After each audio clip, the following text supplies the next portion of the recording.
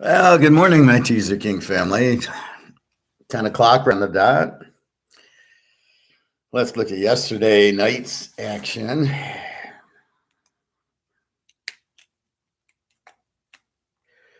We had the Army 37-29, hardly an under. But I did like the dog. Wear us out. Maryland 42-14.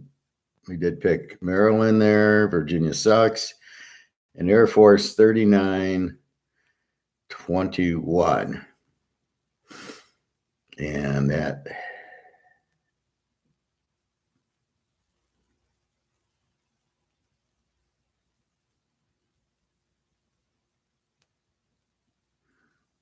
what the fuck that is.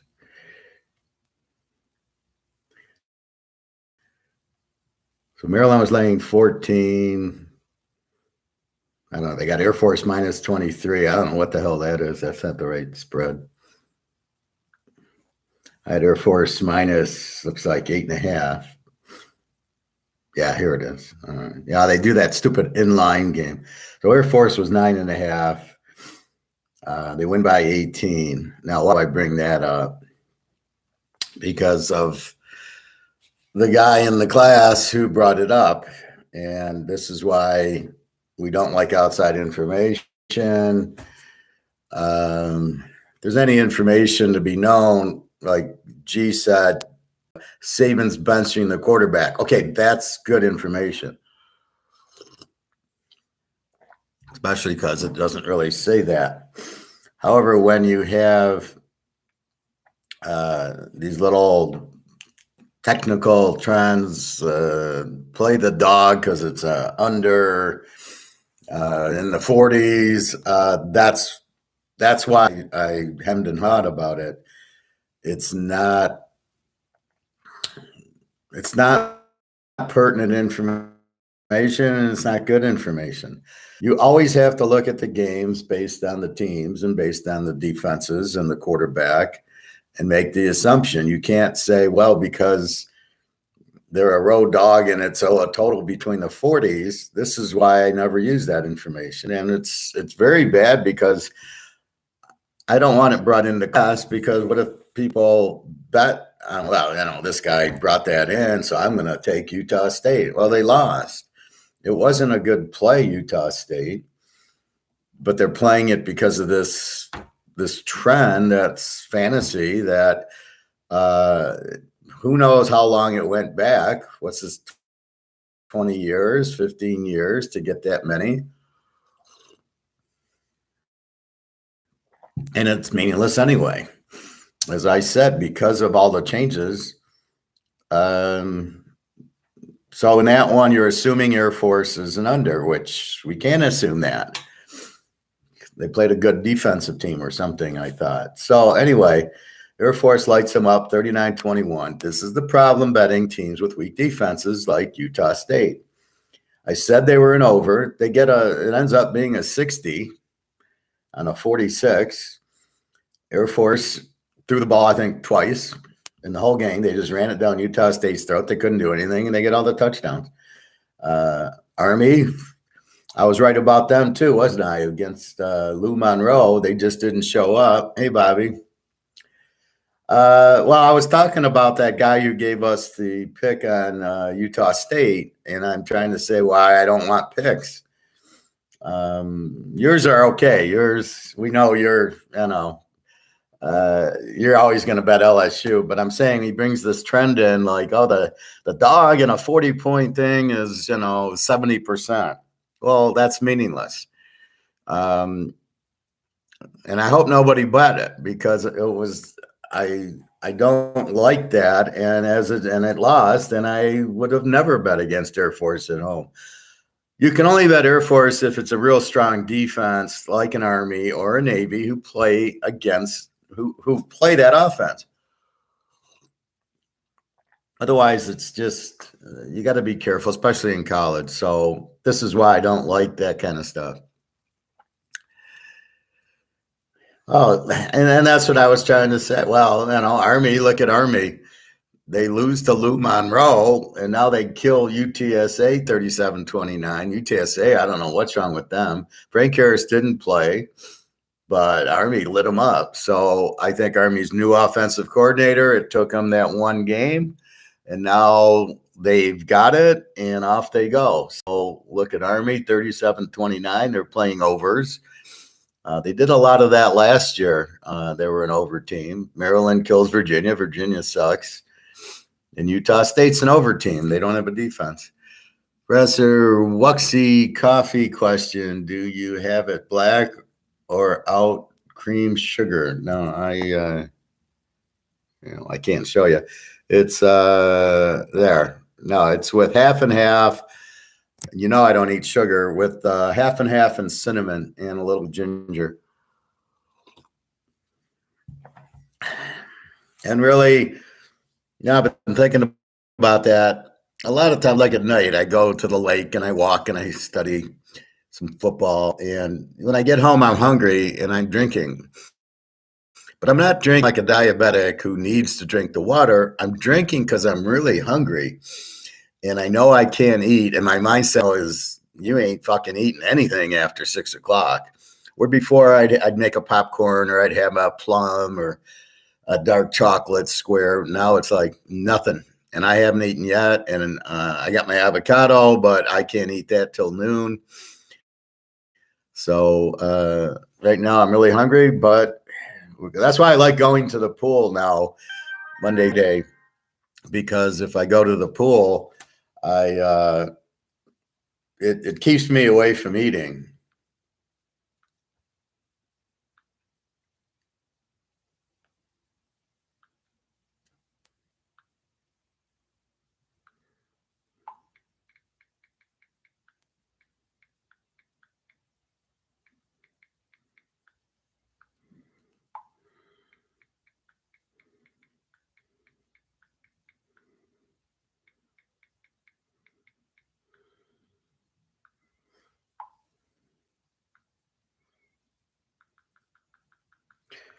Okay, so that's really like my dilemma, like right now,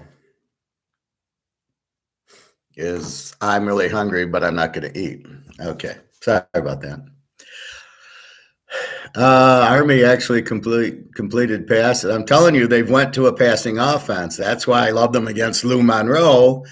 And the guy threw 3 picks because he didn't know how to read. And then they got a great offensive coordinator. I mean, if you're looking for a head coach, this guy's going to be a great head coach. I mean, he just looked good, and he was smart, and he's at Army, and his offenses were scoring like 50 a game, Division II. So it's like Prime coming into Colorado. This guy coming into Army, but he's really good. And I mean, their quarterback's very good, actually. Yeah, I can relate, professors. I've been getting hungry at night and holding back from eating late. Do you think Washington, Michigan State will be competitive? No, I don't think so. I think a little bit. Michigan State comes out fired up at home because I think it's a night game. Or no, it's a 5 o'clock game because for Peacock. And, fucking Boise couldn't handle Washington. And Washington, I don't think they need to be at home. Like Oregon's a much better home team. I don't think Washington needs to be at home to dominate. Michigan State's terrible. The coach got fired for sexual harassment. And I think that so now you got a new coach. Does that help you or hurt you? So I think they'll play a little bit, and then once Washington's, I don't see how they stop Washington. They really don't have a defense. I got Michigan State. Well, I got them as a B team, but they played Central Michigan, and then they played Richmond. So you can't really go by it. Central Michigan, they won 35-7. So only scoring 35. You're going to see what Notre Dame does to Central today. They'll put up a 60. But I don't buy their quarterback. I don't think they can score enough, and I don't think they have a defense that can handle Washington. So this is the hidden game, right? They beat a weak Central Michigan team and Richmond. What do you learn out of that, and how do you go from there? You're Central Time? No, I'm Eastern Time. I'm same as you, Bobby. Yeah, it's 10:10 here. Mm-hmm. All right, so quickly, the free picks today. Notre Dame, take Notre Dame, lay the 34 down to 28. Take Coach Prime in Colorado, 23, lay 17. Those are your free plays. I got 3 locks going on the site today. Love them. I could have more. It always is a struggle because I try to just play it. Yeah, I love this game. Yeah, like last week. Iowa State, I'm going under. I loved it. Played them in 2 teasers. But the light goes on. Like, yeah, that's a lot. There's no way they're going to score 43, 44, 45. And it was 33. And you just get that feel. And that's what I look for. When I get that feel on the game, it's all over. I don't have the feeling on the Washington game, but I pretty much think they're going to win. So there's a difference between I like the game, and if I play it, it's a low play, and I get that feeling and love the game, that's your lock or your high plays. So, like, for example, Nebraska, Northern Illinois, that spreads up to 13. I can't figure out why. I like Northern Illinois as a dog. I don't know how Nebraska is going to win by a lot. Their quarterback's injured. I don't know if he plays, but I'm not betting that game because I don't love it. I'm confused by the point spread. It should be, I got Nebraska by 3. They're a Z team and they're laying 11 up to 13. All right. So that's the difference. I like a game, but I don't play it versus I love the game and I know they're going to win, and that's the locks, and those are the big games. So yes. Okay. So it's 10 o'clock and here we go. Wisconsin 19.5, 65.5. The over-unders actually climbed from 65, which makes sense. Georgia Southern's a very explosive team, as Wisconsin's becoming. I mean, they played I was watching that Wisconsin-Washington State game, and I was like shaking my head going, fuck, I should have played it under, not over. And then at the end, Washington State scored, and we got the over. But as I'm watching and I'm going, Washington State's defense is what I thought it was. And Mordecai is a great passer, as we know. So I think Wisconsin's going to open it up a little bit more. And I'm not sure how strong their defense is. So I do understand this over. It's a little bit high for a Wisconsin game, but I still understand the over. Florida State, where are you? Florida State, 25.5, 46.5. Now that went down from 49.5. The Sharps, oh my God, the Sharps are sharpshooting. Against BC, I don't get this unless there's an injury, which we'll talk about in a minute. I mean, it's all Florida State. We saw what they did to LSU. Boston College is a Z team. They can't score and they don't have a defense. I don't see how this isn't a 40-point win, but we will see. Wake 13.5, 60.5. Not much change there. Old D, who knows? They're so far and over, but again, it's so early in the year. See, you got to throw out last year. This was the problem I had with the guy giving us the Mountain West dog trend. Those are from prior years, but they're blank. You don't know what teams they were, and you don't know their circumstances. Only that it's that. That's not how you bet. You bet because you analyze the game and you go, Utah State doesn't have a defense and Air Force is running the ball down everybody's throats. I don't want to bet against Air Force. That's how you analyze the game, and that's how you pick it, not by some trend. That trends are not a way to do it unless, like, San Diego's a road dog. Okay, they're 22-2. Okay, yeah, I can see, but does it make sense? And if it does, then I bet it because it makes sense. but I use the trend as a guide to look at the game. So that's how you got to play it. That's why. So I really, I don't want it brought in because I don't want people to listen to it, and I don't want people to lose taking Utah State thinking, "Wow, this guy's trend," and then they lose, right? And they're like, "Well, don't look at me. I tried to talk you off of it. I said I don't want the trends." So just be careful. I don't mind the value added by the students in the class, like G saying Alabama's benching Milrose. That's fine. That I like that information. Bring me information, but don't bring me. I'm betting this team. I don't care. I'm the handicapper here, not you. But it's okay if Bobby says I like this team. I mean, if you say this is who I like, that's fine. But I'll give the picks around here. Thank you very much. Liberty. Oh, Bobby, real quick. So I watched Mark McGuire's video, and I go, oh, the 47-minute mark where the guy says gold's not whatever. And I say, no, gold is. He doesn't even know what gold is. So what kind of fucking guest do you have on here?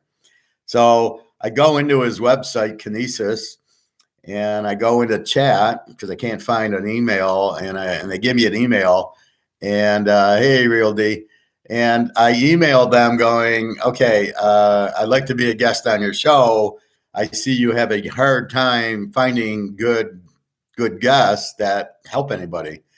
So I'm waiting to hear back from them. But I did send them an email voicing my displeasure of their idiot guests who are giving bad information, who have nothing to do with gold and silver and bricks and COMEX. So I did get that out, Bobby. I'll let you know if I get a response. All right, Liberty 3.5 and 54.5. A little bit on Liberty. I kind of like Buffalo's the home dog. I'm not playing it, but I kind of like it. Louisville 10.5 and 50.5 didn't move. Iowa State 2.5, 42.5. That line dropped from 44 earlier in the week. Penn State 14.5, 48.5. Didn't move. Against Illinois, this is a hard one because in the Big Ten they go on the road. It's not like at home. Penn State will blow them out. They won't blow them out. Illinois knows they're a home dog. Penn State, they got to go. So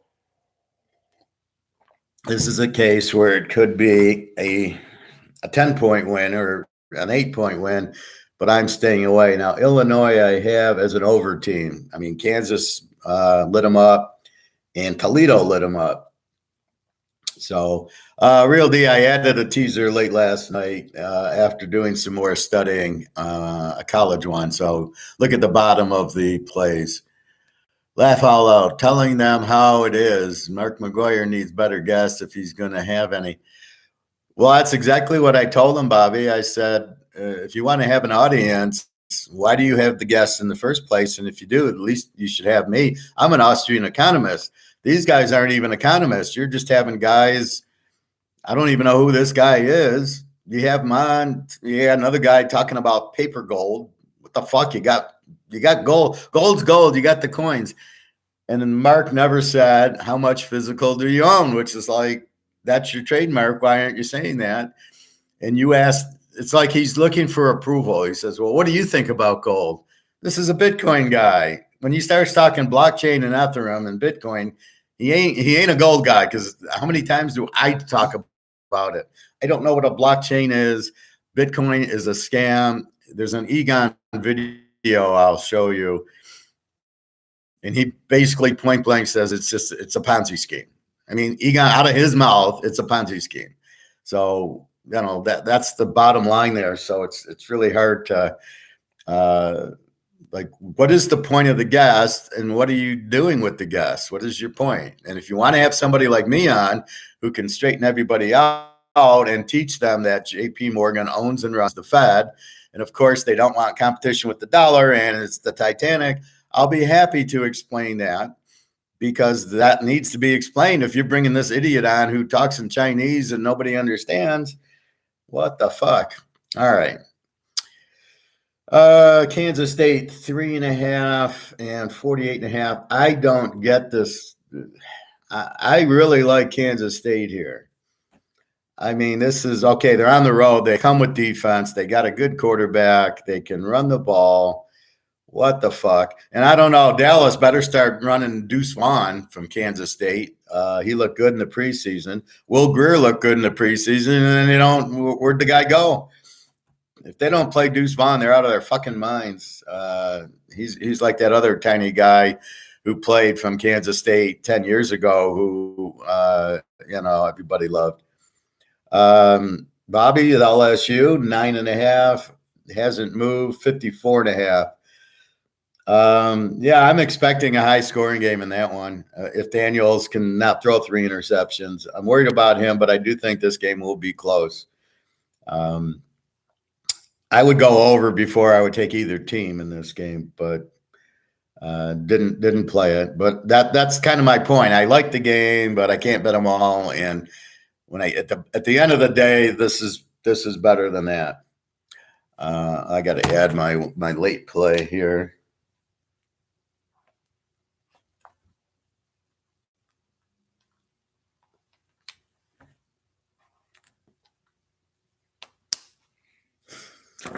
All right, so now they throw in. See, this is another trick they do. Like Boise State's playing North Dakota, and they put a line on it. How the fuck can you bet the game? You don't know anything about North Dakota, nor do we want to. And we got 120 teams in college Division I. I don't need to track North Dakota State. Yet some idiots will bet this game. I don't know why. How you can bet it without any knowledge of the Division II team is ridiculous. And that, 14.5, 57.5. Who would you go? Who the fuck knows? North Dakota might be a great team. They might be a Z team. Until you understand that, you can't make the bet. But they throw it in because Vegas wants action and the sports books want action. And there'll be idiots who bet this game for God knows what reason, unless they've actually tracked North Dakota and said, oh, yeah, they're an A team. They're going to give Boise trouble. It's a low line, but don't even look at this game. It's like buying a stock that you don't even know what the company does, but you're buying the stock because you want to buy stock. I mean, that's how stupid it is. Eastern Michigan, 7.5, 50.5. This is down from 52. I don't know why. UMass, I don't know. I got Eastern as an under, and I got UMass as an over, but they kick ass on New Mexico State, and they get buried by Auburn. All right, which team's going to show up? Now, Eastern shouldn't dominate them, but I would think Eastern wins the game. But, again, I'm not going there with UMass. I've already been there, done that. Let's see. Notre Dame, 34.5, 51.5. As you know, that is the free pick today. CMU gave up. Now, here's how you analyze. So they lose to Michigan State 35-7. Then they go and beat New Hampshire, Division II team, 45-42. Well, what the professor takes out of that is their defense gave up 42 points to New Hampshire, 35 to Michigan State. How much is Notre Dame and Hartman going to get? At least 60 points here. Now they got 7 on Michigan State. Do they even have a good defense? And then they get 45 on New Hampshire, which you look at, but you can't count. That was a weak team. So that's how you come up with it. So they don't have a defense. Notre Dame's going to light them up, and Notre Dame has a defense. This should be a shutout. I'm going to say like 56-0, maybe 63-0. I don't know. Notre Dame might once they're up 50, they might just run the ball, but they'll still get touchdowns. And again, because we have such a great quarterback and a strong defense, the game, I'm not afraid to lay the points. I am afraid to lay the points. Let's say, Nebraska, I'd be afraid. With Michigan, I'd be afraid. With Texas today, I'm a little afraid just because they played Alabama last week. So a little bit. Virginia Tech and Rutgers is off the board for some reason. I've never seen a spread on it. It's amazing how there isn't a being injury. So just obviously you can't bet it. UConn 7.5. UConn 7.5 up from 6.5, 42.5 up from 41.5. I like Florida International as the dog here. UConn's not much of an offense. UConn is an under team with an under offense with a weak defense, and Florida International's an average a 25-point offense with the weak defense. So I think this would be where I would take that little stat of taking the dog in this type of game, but not because of the over-under, because UConn's got a weak offense. Florida International's got a pretty good offense. Both defenses suck. So I got 13.5. I don't see how Connecticut, is going to blow them out. So if you got a weak offense, where are they going to get the points? And if you have a team with a pretty good offense, they should be able to keep it up because UConn does not have a defense. Yeah, I was just looking at that game too. Missouri beat Middle Tennessee by 4 last week, and they only got 3 points against Kansas State. Missouri's playing Kansas State now. Was looking for a USC over, but looks like they're on a – yeah, I got to find them this week. Yeah, USC, you got to wait next week. You're going to load up on the over in the USC Notre Dame game. That's what you're waiting for, Bobby. And you're going to bet it on Sunday night when the over comes out at 64. Then you're going to bet over USC Notre Dame immediately because by the end of the week, it'll be 70. That's why we bet the totals in college Sunday because we know what we want. We know USC Notre Dame's over. It comes out and then goes up. So we want to get it on the come out before they jump it up. That's why I bet the totals as soon as possible, Sunday or Monday, because I know exactly where the line's going to because I can read the game and I know it's an over game or an under game because I know the teams. Hey, Luke, want to say hi, but got to run. Heading to coach some T-ball for my little guy. Gold, silver breakout coming soon. Hey, Bobby. So now you think it is Bobby. Okay. Yeah, I always thought it was Bobby. Well, have a fun time, Luke, and enjoy the T-ball. And yeah, gold, silver. Don't worry about it. It's going to happen. Don't worry about it. The Russians are our friend now. So, all right. Have a nice day. South Florida or Alabama, 33.5. Now this is confusing. 33.5, 60.5. So the overs went down from 62 to 60. Milrose apparently is benched, but how long? The new kid has not thrown before, so the whoever's quarterbacking Alabama has no experience. However, they're playing South Florida, one of the worst defensive teams in the country, who can score. So I'm thinking South Florida will get some points in this game, but now I don't know about Alabama. It's a game that normally you would be all over Alabama after a loss, right? Normally. But you're switching quarterbacks to a guy that's never played before. Well, so what do we know about him? He's the Riddler. It's a question mark. We don't know if he's any good, if he sucks. I assume he's good. He's on Alabama, and Saban wouldn't have recruited him, and Saban wouldn't play him if he thought this guy really sucks. So I think you get an over in this game just because Alabama's pissed off of a loss. I'm sure he had the whips out, whipping these guys. So South Florida, again, high-scoring team, no defense. So Alabama will march up and down the field, which is why he's probably playing the second quarterback because he knows this is a good team to play him against.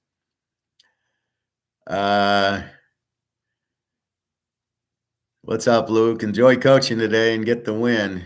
What's the spread, Luke? How many points you favored by, or how many runs? T-ball. We need real pitching, Luke. Have the kids pitch at 6 years old. Come on. Let's see. App State, 7.5, 47.5. Now this game, I really like App State 1.5. They played North Carolina very tough. East Carolina got killed by Michigan, so you don't really get a good view, but they have a new quarterback. I just can't imagine App State not winning this game after the North Carolina as well as they played, and they're a very good Sun Belt team. So I think App State wins the game. Um, I don't think I'd take East Car in 13.5 the way they look, but again, it's you lose 35-0 to Michigan, it skews your stats just like when you win 70-0 against Division II team. So anyway, North Carolina 6.5, 50.5 to Minnesota. And again, it's Minnesota with the D, North Carolina with the O. Probably an under game. Everybody thinks it'll be over because it's North Carolina. Minnesota does not score, but has a great defense, and we know defense can stop the offense. A lot of these red zone trips by North Carolina will be field goals, so I think it's an under. Duke 16.5. This started at 18. Now it's down to 16.5, 48.5. I'm not sure why. Northwestern had a good offense last week against some shit team. Duke's killed Clemson. Duke's at home. I think Duke blows them out here. I don't see that Northwestern hangs in. Iowa 28.5, 42.5. Really hasn't moved. Western's not very good. Iowa doesn't score. I can't lay 28.5 there, but the total I think will be low scoring because that's what Iowa does. Bobby, I played T-ball at Castle Hill Little League in the Bronx and never forgot all the coaches being impressed when I dropped the perfect bunt with 2 strikes to bring in the game. Well, Bobby, winning the games back then. Did you bet on it? Like, did you have money on the game and so you did it? Although I am surprised you didn't hit a home run to win the game, but that's okay. But I never played T-ball. I was 5 years old. I started in Little League. Sorry, never played the T-ball. I was advanced. I did play Pony Colt. I played till I was 14, and then I had to work. So that was mine. But I was very good. I was always an all-star. I could hit the ball. I couldn't explain how to hit. You kind of see the ball come in, you swing at it, and you hit it, but you don't really see the hit. But it was cool. Probably the only time I bunted, but a fun memory because it was so random. I just did it out of nowhere. And I'm sure with your speed, they had no chance throwing you out. I wasn't aware of my home run power just that says, oh, come on. At 9 years old, I was hitting home runs, Bobby. All right.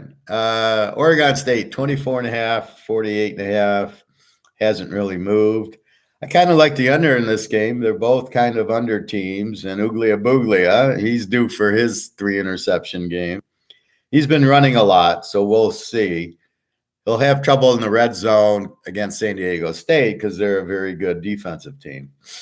And we will see. But I think Oregon State's a defensive team also, so I think it's under 54. Georgia, 26.5, 54.5. Just about the same. What can I say? Georgia under.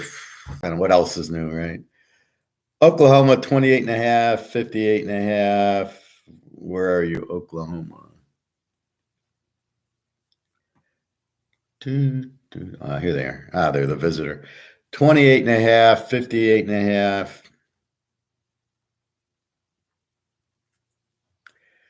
Again, I'm very curious about this game. Tulsa's an E team, meaning they played 25 to 24 games. Oklahoma, I don't know. I mean, it's all skewed because they put up 80 the first game and then they beat SMU 28 to 11. I think they're better defensively this year. It's hard when you watch the highlights. They show you third down. Well, I'd like to see the flow of the game more where they're making these stops. But I think this is actually going to be, I think it's probably an under. I think Oklahoma, a small play, and then the under a small play maybe. We're still waiting to see. I don't think Tulsa, they got buried by Washington last week. I think Oklahoma, we'll see. But I think it's that Texas game might be an under game, even though we thought it would be an over game. Definitely holding SMU to 11 tells me a lot. So we will see here. But this wouldn't surprise me if they, 34-7 or something like that. Ohio State 29.5, 64.5. So if you ever want to bet a big money line game, this is the one. I hear Ohio State switching quarterbacks. So obviously it's not plug and play at Ohio State. So you have no idea. I think Western Kentucky plays them a strong game. They're a very strong team. They're an A team. Good defense. Ohio State, I don't know if they have a defense, and I don't see an offense out of them. They beat Youngstown State 35-7 or something like that. I mean, they only scored 35 on Youngstown State and 20-something on Indiana. They have an offensive problem. They have a quarterback problem. And when teams like this have a quarterback, look at Alabama. They lose to Texas. When Ohio State plays Notre Dame, they're going to get their ass kicked. They don't have a chance against Notre Dame. If they don't have a quarterback, they'll lead them. How are they going to stop Hartman? They won't stop Hartman, but this is my point. I sit there and where are they going to get all the points from? And Western Kentucky is a good team. I like Western Kentucky even. I mean, the 35.5 is a joke. Definitely like Western Kentucky in this game, and it should be a fair, don't be surprised when it's 28-24 or something like that. All right, Texas A&M against Bobby's Lou Monroe, 36-53, hasn't changed. A&M off the big loss to Miami, my Van Dyke team. I got Lou Monroe as an under, so they don't score a lot, but they have some defense, but that's skewed by the Army game. If they played Army now, I think Army would put up 50 on them. A&M, we know, can score against a good Miami team. I think this is a case where I think A&M pounds Lou Monroe off the loss. So because they lost, they scored a lot on Miami. So I think this is a big win here. I don't think there's nothing Lou Monroe can do about it. Tulane, Southern Miss. We have to check if our quarterback's playing, but it probably won't say here. Tulane injury. Michael Pratt still questionable on the 12th. So they haven't updated the injury. So we'll have to go to our other injury list. Where did it go? All right. So it looks like that Pratt's playing because the spread's 11.5 hasn't moved. 11.5, 49. So that number hasn't moved. Well, it started at 52, went down to 49. Southern Miss is a over team, so they don't have a defense. They got a good offense. Tulane, also an over team if their quarterback's playing. So he missed last week's Ole Miss game, but you didn't know he had a knee injury, and so now we'll see what happens. But it's all up to and if he doesn't play, their backup was okay. It wasn't terrible. He was okay. So this game should go over even if Pratt doesn't play because they have a decent backup. Washington 16.5, 55.5 to Michigan State. I think it's all Washington here. It's a 5 o'clock game, so it's not like a noon game, and they're West Coast, so it's really 9 in the morning for them. You got to watch out for that, especially in the NFL when they go to the East Coast and it's 1 o'clock. It's 10 o'clock in the morning for these West Coast teams, so it makes it hard. But conversely, when the Big Ten goes to the West Coast or in the NFL, or more the Big Ten goes and it's like a 10:30 kickoff, like at UCLA or something. It's 1:30 in the morning for these guys. There's no way they have a chance. So here it's a good time for Washington. The coach is gone. They got an interim. They don't have a good team anyway. They don't have a good defense. So Washington looks like a real deal. I see them blowing them out here. Georgia State, Charlotte. Georgia State. Where the hell are you, boys? 6.5, 52.5. I think it was 51, went up to 52.5.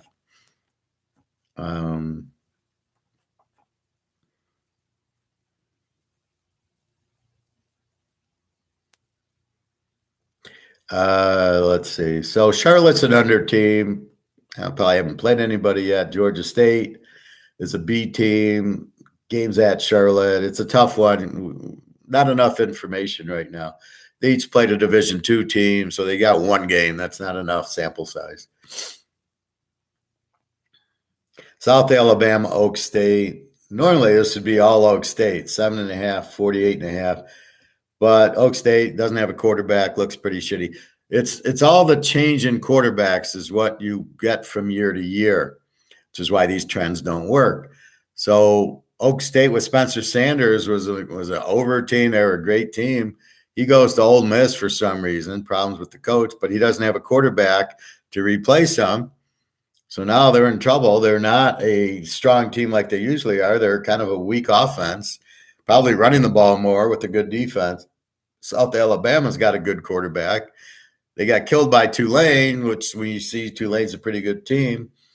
So we don't know what to do here because Oak State's kind of weak. South Alabama, we thought was strong, but this is going out of class. So this is a game I'm going to leave alone. I would normally have taken Oak State -1 at home, but I'm not touching it. Toledo, San Jose State. Toledo is 7.5, was 8, and 57.5 was 58. I like the over in the game. San Jose State's an over team. Toledo, pretty much an over team. Like when they played Illinois, 30-28. They got 28 on Illinois, which was a very good defensive team last year, which right now seems to be struggling as Kansas put up 38 on them. But Toledo can score. I like their quarterback. San Jose State, I love their quarterback, Cobero. So you got two good quarterbacks.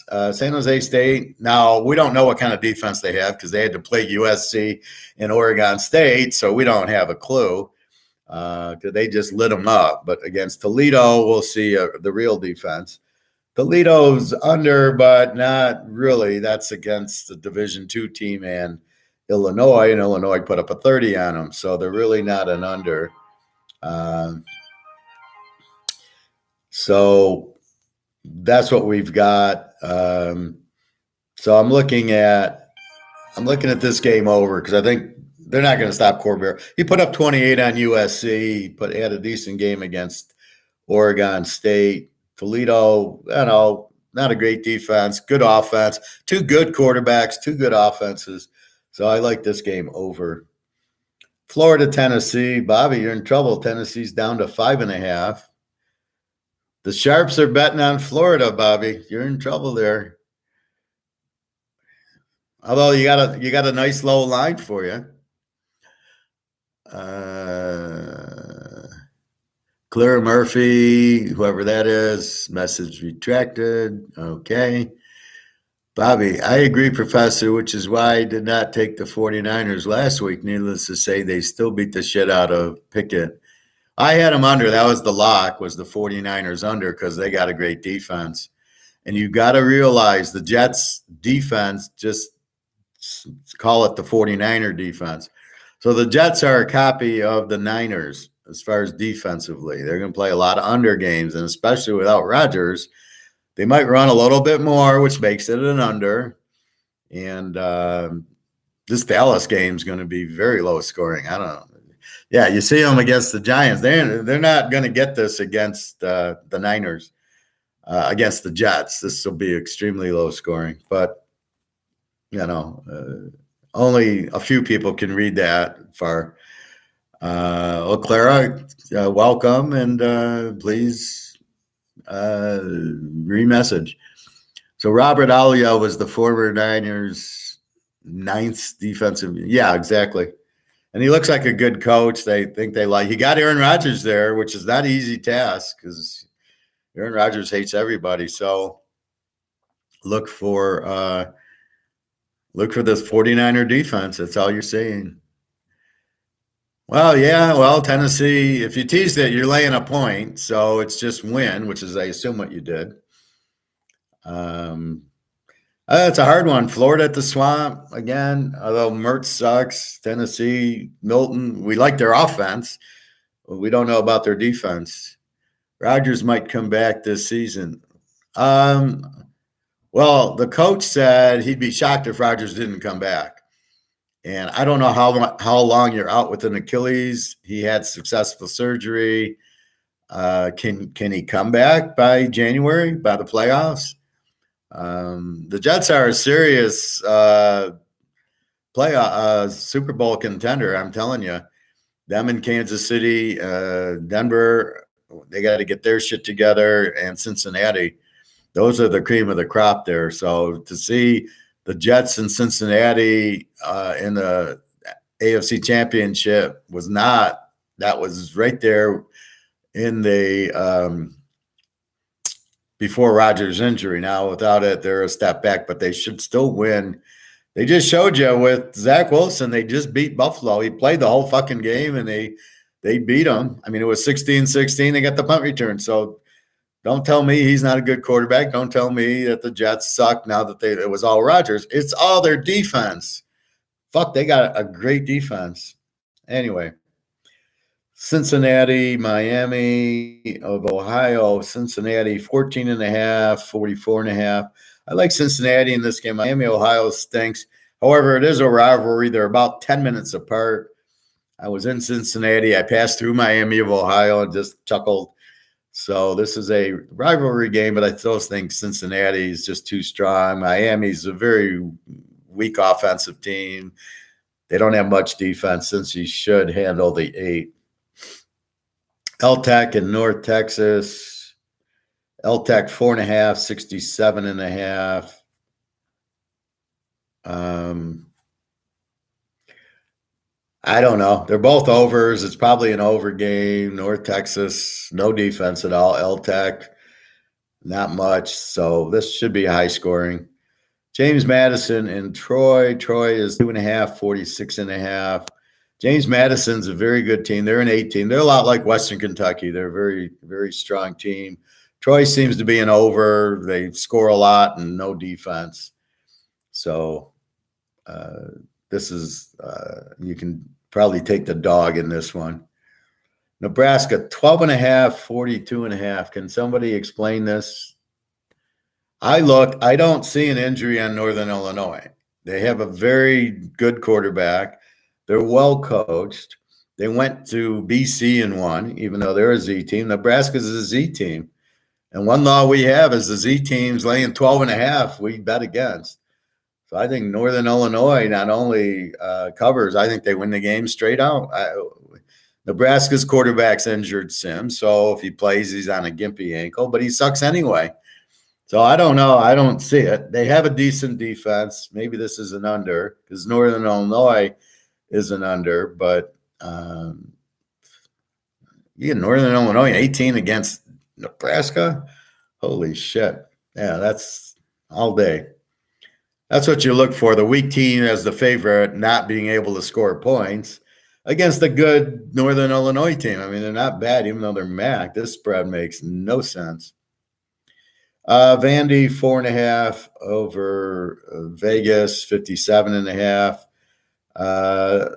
This is a good over. Neither team's got a defense. Vandy scores, Vegas scores. Yeah, this should be an over. You might take Vandy, but they'll all be busy playing craps, when they fly there. So the Vegas team, they'll set them up with all the hookers, and Vandy won't care about the game. UAB 2.5.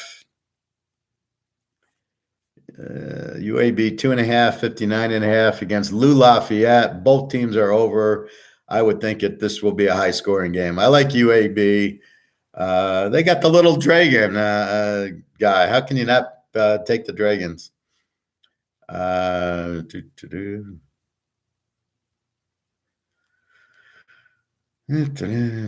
40.5, 53.5. I mean, there's only one way to bet this game, which is under. Bowling Green shows a pretty good offense, but a very good defense. Michigan is an A team. They're just not going to score on Michigan. They'll give you 7-10 points. Michigan puts up their 30 or 40.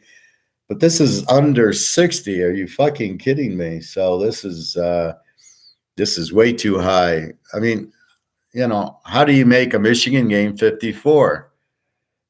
See, they're looking at Bowling Green, who does score, but not against a Michigan team. It's like when you play Alabama. They're a good offensive team until they play Alabama and they get shut out. I don't see Michigan will just pressure the quarterback and then sack them and get a turnover and win 35-7, which is what Michigan does. Even if it's a little higher, you're under 60 for Christ's sake. This is a joke. Ole Miss, Georgia Tech. Ole Miss 16.5, 62.5, down from 20. A lot of money going on. This started at 23.5 and is down. This is where it started, 23.5 down to 16.5, 54.5 up to 62.5. This is one of those mindfuck games from Vegas where they're so fucked they don't know what the spread should be. I like the game over. Georgia Tech has shown you they can score, like the Louisville game, and no defense. And Ole Miss, we know they can score. Not much defense. You can't count the Tulane game because the quarterback was out, and it was still 37-20. If Bryn played the Tulane quarterback, it's going to be much higher. So I like this game over all day. West Virginia 2.5. Where are we? West Virginia 2.5, 47.5 hasn't moved. West Virginia looked terrible against State, but that's where you get in trouble. Is you got to look at the whole thing. I think Pitt should be a live dog. They did lose to Cincinnati, so they're off a loss. They're normally a good defense with their doozy, so I think this should be a close game. Akron and Kentucky. Kentucky 25.5, 48.5. This is always an under with Kentucky. They play good defense. Akron's an under team. They won't score. I guess they have a fairly good defense against who they played. Kentucky's an under team anyway. That's why I don't understand Will Levis. They scored 20 points a game last year. Why would Will Levis go in the first round of the NFL draft? You can explain C.J. Stroud because they averaged 45 points until they played a good team like Michigan, and they only got 20. Oops. But in this case, Levis got 20 points. Why would you draft a guy who's got a good arm? Yeah, so what? What team does he throw the ball to? How many touchdowns does he throw? He shouldn't have been drafted at all, especially ahead of Stenson Benson and Thompson Robinson and Haener. He should never have been drafted ahead of those guys. Hayner's a winner. New Orleans will be good hands with him, or if he stays there. Syracuse, 2.5, 56.5. I got this as an over. Purdue's explosive team. They played Fresno State 39-35 or something like that. Syracuse is scoring a lot, but they haven't played anybody, so their defense looks good. But we know Syracuse doesn't normally have a good defense. It's at Purdue. This should get over easily in my mind. Bobby, Arkansas 8.5, 47.5. I like Arkansas at home. Lay the 2.5. Jefferson looks strong. The defense, they're just at home. BYU has Slovis, who I like, the quarterback. They'll keep it competitive, but I think at the end of the day, Arkansas at home with Jefferson wins the game. And you're only laying 2.5, so I think that's a low number. I don't think BYU's that good. New Mexico State. Our favorite team, New Mexico State, minus 2.5. New Mexico, 52.5. You got to go over in the game. New Mexico is a over team, as is New Mexico State. We've seen Pavia. He puts up 30, 40 points. He'll put up 40 in this game. New Mexico has been scoring also. New Mexico State can't stop a high school team. So this is two strong offenses going against two weak defenses. This is an easy over. 52, 46. They'll be at 46 at halftime. This line is completely fucked. There's no way this is an actual line. You watch, this will be a 65, 70 point game. Clemson, 25.5, 51.5. against Florida Atlantic. Florida Atlantic supposedly pretty good. Good. They both have good defenses. Clemson, who knows? And the one real game they played, they got killed by my Duke team. Then they beat a high school team. That's why they look better. Florida Atlantic is an under team. I think it's under 52. I think both teams seem to have a defense. So I give Clemson credit for holding Duke to 28. So I think it's an under game. But Clemson, their quarterback sucks. So you got Alabama sucks at quarterback. Ohio State sucks at quarterback. Clemson sucks at quarterback. Don't get drawn into the name. Get drawn into the players. These players suck. Alabama might lose 6 games this year. They lost to Texas. They got A&M. They got LSU. They got Tennessee. And they could lose to Ole Miss and Old Mississippi State by the time they're done. Those are Ole Miss is an explosive team. And then you got Auburn, who, with the new coach, I mean, they might not go 500 this year. They suck. Forget the name. Look at that. They don't have a quarterback, but first play of the game throws an interception last week. They lose to Texas, giving up 34 points. And it was easy for Texas. So, and that was at home. Forget about them. I mean, they are not 5 years ago Alabama. And Clemson's not 5 years ago Clemson. Right. They happen to have good quarterbacks, so they look better than they are. But now they don't, and now they're in big fucking trouble. Oh, look at Clemson with Uglia Buglia. They sucked last year. It's all the quarterback. That's why we look at them. Texas, 29.5 and 48.5. Be careful. Let the buyer beware of this game. Texas off of the big win against Alabama will be flat today. Wyoming beat Texas Tech, so they're pretty good. So this game should be closer. They barely beat Rice, 35-10. So I think Wyoming, 35 points in Wyoming is way too much here. This is over because of the Alabama win. They're not taking into consideration that they're going to be flat. You don't beat Alabama and then come out with the same intensity against Wyoming at home. So look for Wyoming to stay in this game. Hey, Alex, just going through the games. I just seen his interview from yesterday, and he said he's definitely not done playing football. Well, I expect that Rodgers to be back next year. It's a question of will he be able – look at Cam Rising, right? We keep waiting for him to play, but he got this injury New Year's Day in the Rose Bowl, so we're waiting for him to finally be ready. He's close, but he's not ready yet. So that's what we're going to have with Rodgers. He's going to rehab. How quickly does it take to get over an Achilles? I don't know. It took Marino a whole year, but he came back, and we will see. It's just a tendon, right? It's an Achilles tendon. So how quickly can he heal? He'll probably go to that dark shed in the woods, and that'll heal him. If you see him, Bobby, just tell him to fast. Tell him to do a 90-hour fast, and he'll be playing next week. Alex, I'm fine. How are you?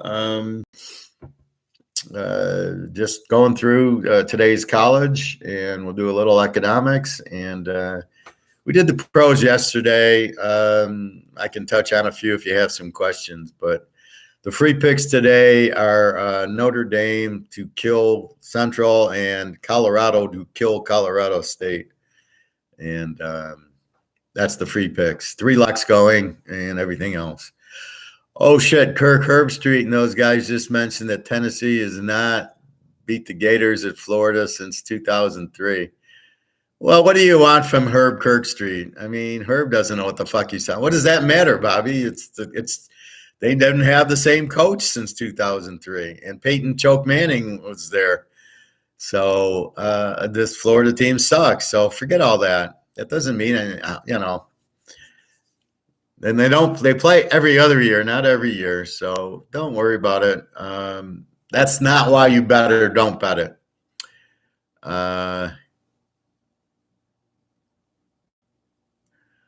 Getting worried that my wager may go up in smokes and I can't afford any. Well, just buy gold and quit fucking around. Don't worry, Bobby. Tennessee's I mean, they can win. I just thought it was a stupid bet because you're fucking playing at Florida, and I'm giving you all these other games that you can easily win on. So shake my head, Bobby. Bobby, no, just cut his index finger trying to slice my avocado. Man, you're falling apart today, Bobby. Alex, what's the plays this morning? So I just gave you, yeah. I'm all over Colorado. Colorado, Notre Dame. Those are that's the free picks. They're both going to win by 50. Notre Dame's going to kill Central. As I said, they gave up 42 to Delaware State or New Hampshire, I think it was. So if they can't stop New Hampshire, I don't think they're going to stop Hartman. So that's the big teaser here. Toddy Todd, is that a real name? He's like you, Bobby. I can't. Oh, right, Professor. This yo day to hit the books over the head again. What is this, like a Bobby language? Do you have a language all over the place? My real name is Todd. Okay, that's fine. I'll call you Todd. I just bet the Colorado alternate line, 34.5 plus. What the fuck is that, Alex? 10, how does the MAC conference look in comparison to past years? They look pretty weak, but they were really weak last year. They have a few Z teams. Buffalo looks good. Toledo looks good. Northern Illinois looks good. Miami of Ohio sucks. Let's see if I can find them all.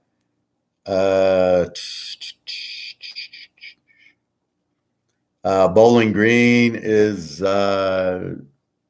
not bad. They're outclassed today, but they're not. We'll see who they played. With Central's terrible. Eastern is an under team. They're not very good. Buffalo. So their best teams are Toledo and Northern Illinois, per usual. Toledo's always the good team. Ohio sucks this year. So overall, they're a weak team. They're a good bet against, the good under team, except for Toledo. Toledo played Illinois 30-28, which was surprising. So I do like that over today with San Jose State. I think Toledo lights it up. San Jose State's got Corbero. They'll light it up. It should be a very high-scoring game. So explain. I just bet the Colorado alternate line. Explain that to me, Alex. Colorado line's there. 100 to win 320.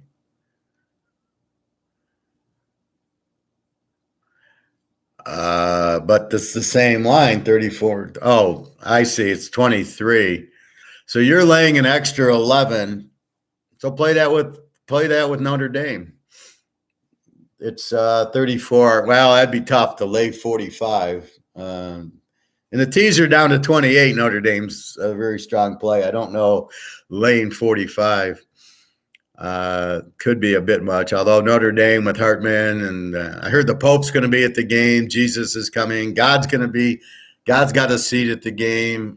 So look for Notre Dame big here today. Yeah. Okay. Yeah. That makes sense. Colorado State gave up 50 last week to somebody. They're a terrible offense and no defense. And Prime doesn't have a good defense, but they will score on Colorado State early and often. That's an interesting. So you're doing a reverse teaser to get that. Well, I would still hope you tease Colorado with Notre Dame in a regular teaser for the other 300. They're starting some freshman quarterback. He looked bad. Well, they're a terrible team, Colorado State. And they don't have defense. Like I said, they gave up 50 to somebody last week who was not named USC or Notre Dame. Colorado State sucks. That's why they're the free pick, is to take Colorado. Plus, they've been bitching about Coach Prime, and he's mad. Poor baby's mad. So look for them. They're very explosive, but no defense. Alabama's supposedly starting a new quarterback today. Also, be careful, even though they are off a loss and should be pissed off. Thoughts on Wisconsin over LSU over? Let's see real quickly. Let me finish up because I'm at the bottom, and then we'll talk. Texas 29.5, 48.5. Again, beware of the beating Alabama and being flat, and Wyoming beat Texas Tech, so I wouldn't be surprised if this game's close. Oregon 38.5, 69.5. Talk about an over game. This game will hit 100. I mean, Oregon's going to get 60 by themselves. Hawaii has been scoring against Stanford and Vandy, Oregon. So maybe in the second half, Hawaii puts up 14 against the fourth string. But Oregon's going to just kill them. They got lucky last week against Texas Tech, 38-31. They played a 69 with Tech. Hawaii does not have Tech's defense, and Tech does not have a defense. So look for Oregon to be in the 60s by themselves in this game. Houston, TCU 7.5, 63.5. Love TCU's quarterback. Houston, I'm scratching my head over. They hold Frank Harris, UTSA down, and then Rice beats them 48-46. I think this is an over game because TCU has got an over team and not much defense like the Colorado game. Houston finally lit it up against Rice, and Rice lit it up against them. So TCU is going to light it up here too. Colorado State, as we said, that's our free pick. 23.5, 63.5. I see the over went up from 60, but it's all Colorado here. We're taking Prime, and Prime's fucked the next 2 weeks. So he's going to get his win here. He goes to Oregon. That's a loss. And then he's got USC at home. That's a loss. So he's going to have 2 losses in a row. So he must win this game, thinking bowl and everything, because you're not going to Oregon and winning with this defense. Fresno State 349.5. I guess Fresno State's the much better team. I like Mikey Keene, the quarterback. Arizona State, their quarterback, Pine from Notre Dame's out. So how good's their backup? So far, they don't score. I think Fresno State wins here. Nevada, Kansas 27.5, 58.5. Kansas wins here. Arizona 19.5, 57.5, up from 17. A lot of movement on this one. I like Arizona. Delora used to be the quarterback of Washington State. Arizona was an over team last week. They played at Old Mississippi State. We had them over and won with them last week. That was our free over. And I think they'll kill UTEP. UTEP is a under team. They don't score. In Arizona, UTEP ain't going to stop them. So this is going to get ugly. But so that's your 11 p.m. game, right? So you're winning during the day. Notre Dame wins, Colorado wins, my locks win, and then here comes Arizona, UTEP, and you're laying 20, and you've covered in the first quarter. God, I love it.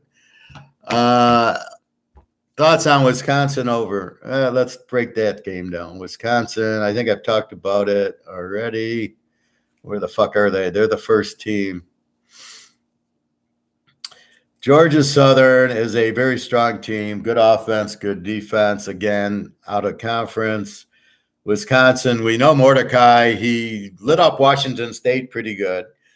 Wisconsin's defense played a little bit. They're over under 65.5, though. It's an awful high over for Wisconsin. Their defense is getting there. Mordecai's getting there, but it's a hard one. And Georgia Southern has a defense, supposedly. I don't know about the over here. I think it's a little bit high to fuck around with this one. Just go to the Oregon game if you're looking for an over.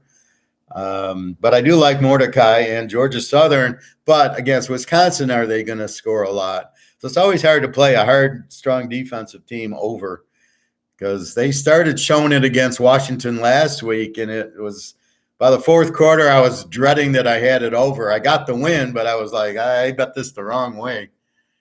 LSU over against that's Bobby's game. LSU's playing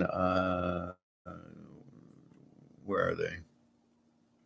LSU against Old Mississippi State. Yeah, Old Mississippi State played pretty good against Arizona. Again, that was 31-24. Arizona can really light it up. LSU, they're skewed because they went over because Florida State picked them 3 times and had easy touchdowns, and they scored a lot of touchdowns at the end. This is only a 54, though, so I think this goes over 48. This number is much better than the Wisconsin number, right? 48 is 28-21. You got a W. That'll definitely happen in this game. Although I don't like LSU's quarterback. They need Joe Burrow back. Wisconsin versus both air raid offenses. Yeah, but Wisconsin's got an air raid defense, and Wisconsin's running the ball a lot also. Georgia Southern, it's not going to be easy against Wisconsin's defense to just air raid them. The problem with the air raid, when you get into the red zone, you've got to be able to run to score. And Georgia Southern, if they're just passing, there's no room, right? You get to the 10-yard line, the defense doesn't have to. It's only 20 yards. That's it. And then it's out of the end zone and out of bounds. So it's going to be hard for Georgia Southern air raid to get points in the red zone. So they have to score from midfield. So that's going to be extremely difficult for them. So I don't like that over. Like I said, go to Oregon game. Keep it easy. You guys like making it hard on yourself. Just Oregon, Hawaii. By the middle of the third quarter, that game should be done. Oregon will hit 60. Professor, I know you advised to not do team totals, huh? And I usually don't, but I like it. And considering doing a parlay with Notre Dame and Texas A&M over 43.5.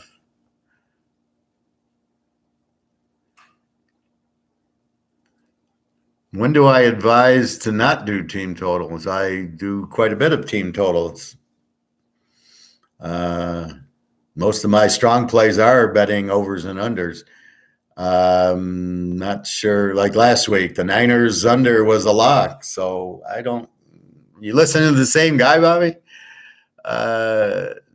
Doing a parlay with Notre Dame and A&M over 43. I don't understand that. Notre Dame's a 55.5, and then A&M's a 53. I'm confused. The Rock is on game day with Dion in Colorado. Is he going to give him the rock bottom? They're playing his theme music. If you smell it, well, of course. All right, so we lost Bobby. Is The Rock playing? Well, he already played at Miami. He doesn't have any things now, but they said he wasn't that good at Miami. They interviewed Warren Sapp, and he said he wasn't The Rock back then. He was a backup linebacker. So I don't understand your question, Bobby. Notre Dame and Texas over 43. What the fuck is that? I don't know.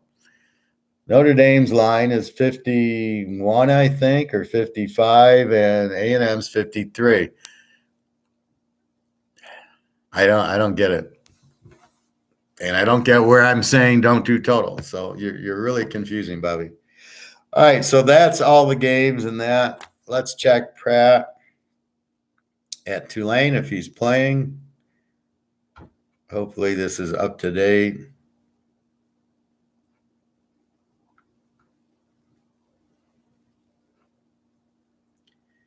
We got to go to college. That'll help.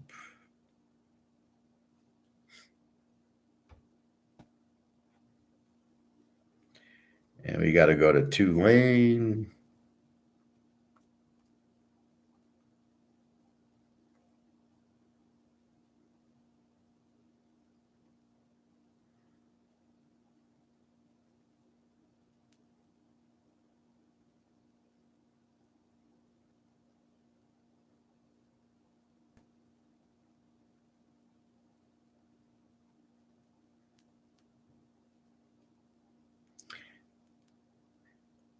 There's a lot of T's, a lot of Texas T's.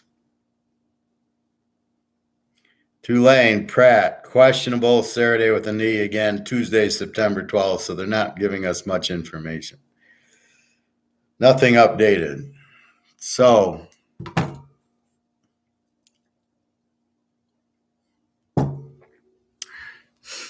we've lost Bobby to the rock bottom and the people's eyebrow. Who does the rock pick? Well, he's obviously taking Colorado. I love it. I wonder how much Rock gets paid for doing that. What, a couple $1 million? Maybe they'll start paying the professor a couple million to give my picks. So Alex, be careful. Just go to the Oregon game instead of quit fucking around with Wisconsin. This is the problem. You've got to bet 2 over teams, right? So Oregon, if you look at Oregon, Hawaii, Oregon's got a decent defense. Hawaii's a total, they score and have no defense. You really want to go to like UNLV, or let's go to like UAB, Lou Lafayette. They're both over. They score a lot, have no defense. That's more of what you want in an over game than fucking around with Wisconsin's defense at home. They see the air raid every day in practice. It's not going to be, they know how to defend it. Now, they were able to put up some points on Washington State last week. What was that score? 31-22. So it's a 53. I don't know. What was Georgia Southern last week?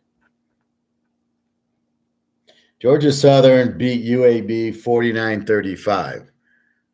So don't get skewed because they put up a 49 on UAB. It was a good team.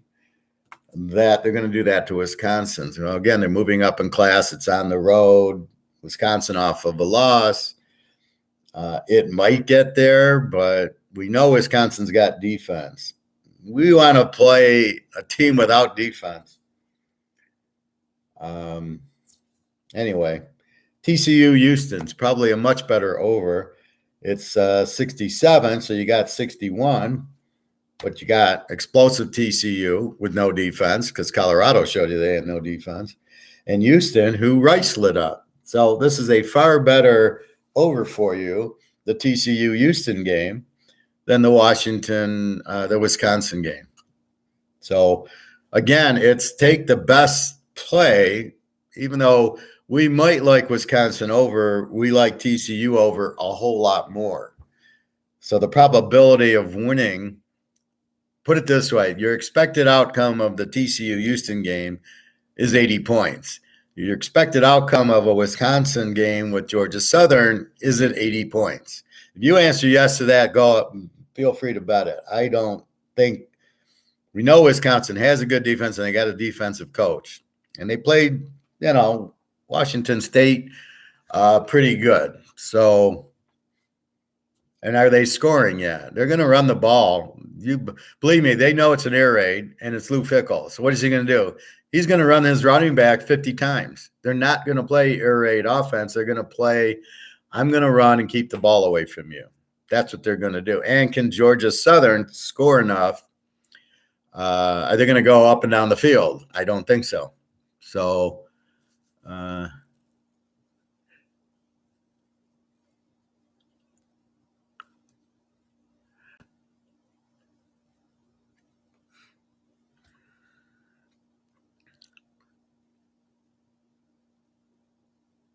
on the fake day, on the game day show. Yeah, I know what you mean. I can't watch Herb Kirkstreet. It's just crazy.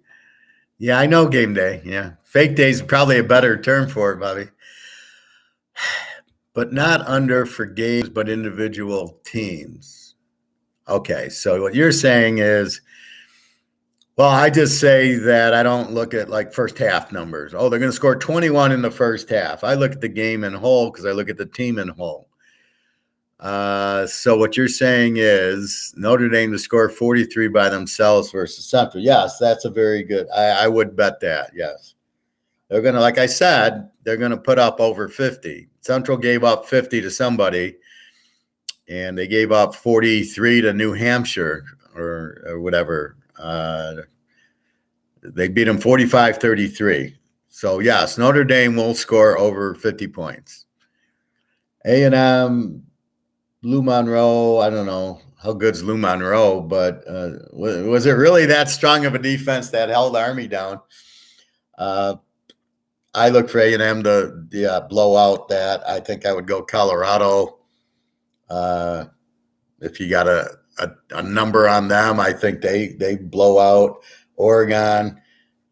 Oregon, what's the number on Oregon? I would play them to put up 60 by themselves. TCU, same thing. I don't know what theirs is.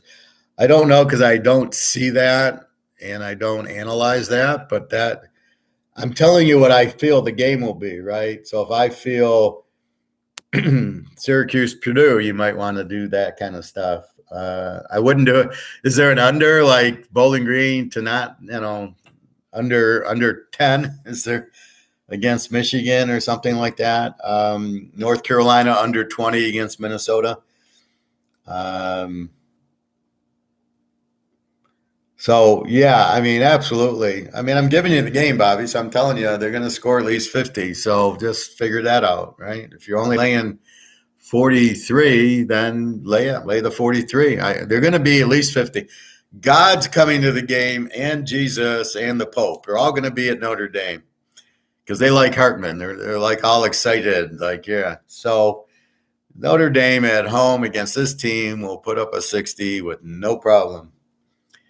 I mean, they put up 40-something on North Carolina State, who's got a good defense. Central does not have – Central they lost to New Hampshire 40 – they beat them 45-42. They're giving up 42 points to New Hampshire. Hello, McFly. Anybody home? Where's Biff's cane when you need it? Anyway, that's what we were looking at. So – free picks, Notre Dame, Colorado. Free teasers, 3 locks going. www.teaserking.com. You can play the 3 locks with the 2 free games. Play a 5-team teaser. I don't know what the odds are anymore on that. Find a site that is 11-10, not 12-10. Certainly do not play any MGM sites at 13-10. That's fucking ridiculous. Let's see. Do we have any email questions?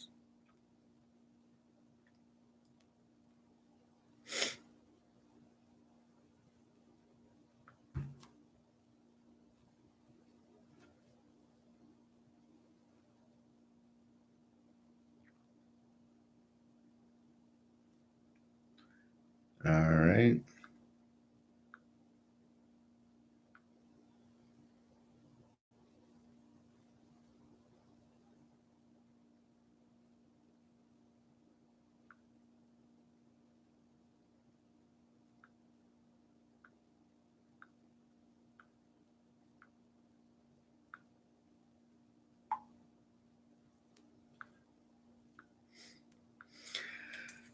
So, questions, comments? The Rock, Stone Cold, anybody? How come Stone Cold's not at the Texas game? Putting stunners on everybody. Anyway, I showed you that Mr. Perfect clip like a week ago. And again, the Russians blocked it. They must have a big wrestling thing there. That's the second wrestling video I put up. And it was only blocked in like Russia and those little countries around there. It's funny. Not in the U.S. We're fine with it. So that's that. The free pick in the NFL, again, is Houston, Indy under and Kansas City, Jacksonville over. Alex, if you want an over, there you go. Kansas City, Jacksonville will be in the 60s. So far, 1 lock, but there'll probably be more locks in the pros. And again, 3 locks in college. Again, finding the Z teams and pounding against them with strong offenses.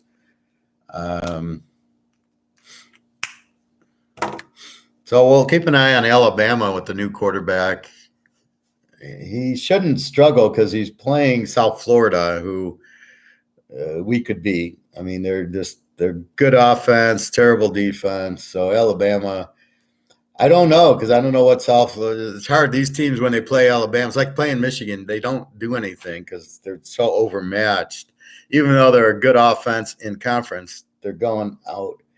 And the game's in South Florida, so just we'll see. But Alabama off a loss should, beat the hell out of them. But I don't know. So keep an eye. Texas again. Will be flat today. A&M will be pissed after losing to Miami. Look for them to beat Lou Monroe. Bobby, we're still waiting for you to figure it out. You keep playing the hardest games on the board: Florida, Tennessee, LSU, Mississippi State, and you got to just look at the games and go, "This is easy. This is hard," and just get away from the hard games. So we'll have to work on that, Bobby. Anyway, that's what we're looking at today. So we start at noon, so we still got a half hour. What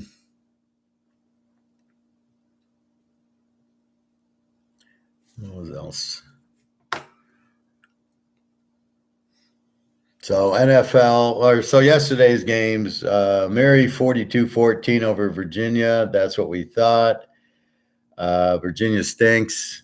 And Virginia was up like 7-0 or 14-7, and then it was all Mary. Army beats UTSA starting to score 37-29. And Frank Harris, I don't think, played. And Air Force killing Utah State. Again, avoid these little trends that don't make any sense.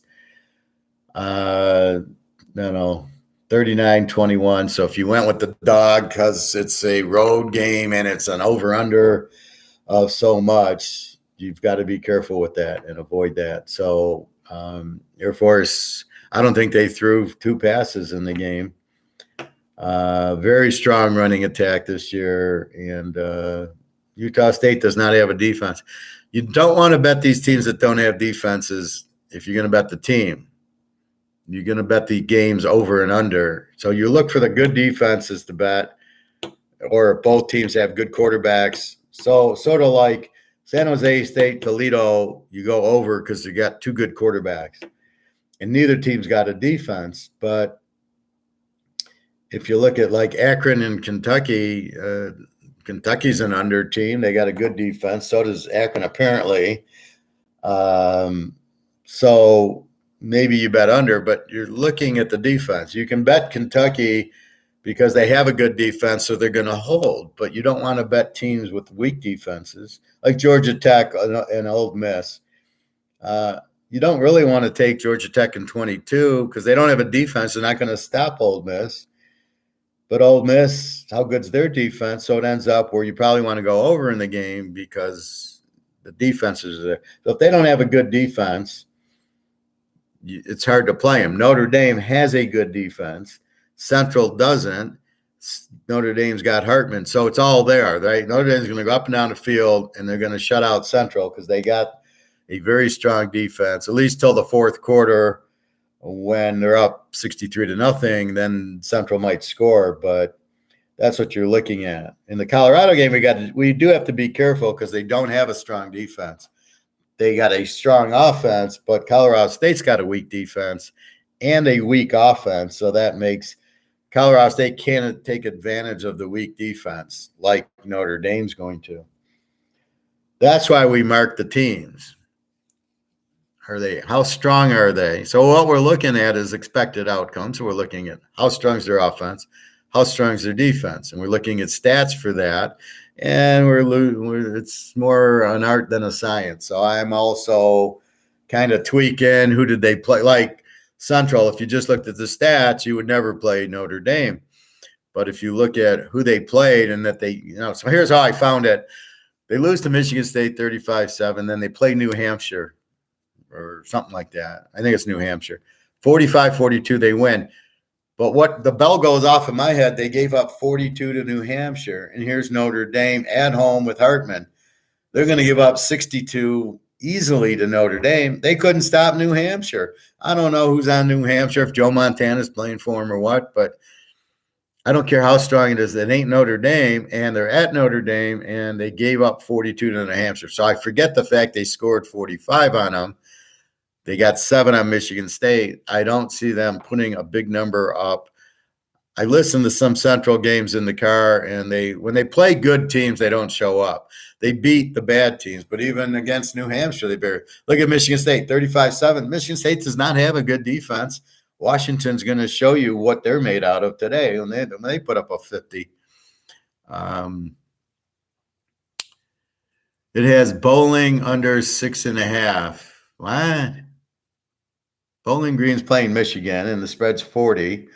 54. What are you talking about, Bobby? No, you shouldn't be drinking this early in the morning. It's only 11:30. Bowling under 6. God. All right, Bobby, I can't follow you. Bowling Green, that is. I get Bowling Green. They're getting 40 from Michigan, over under a 54. What the hell are you talking about?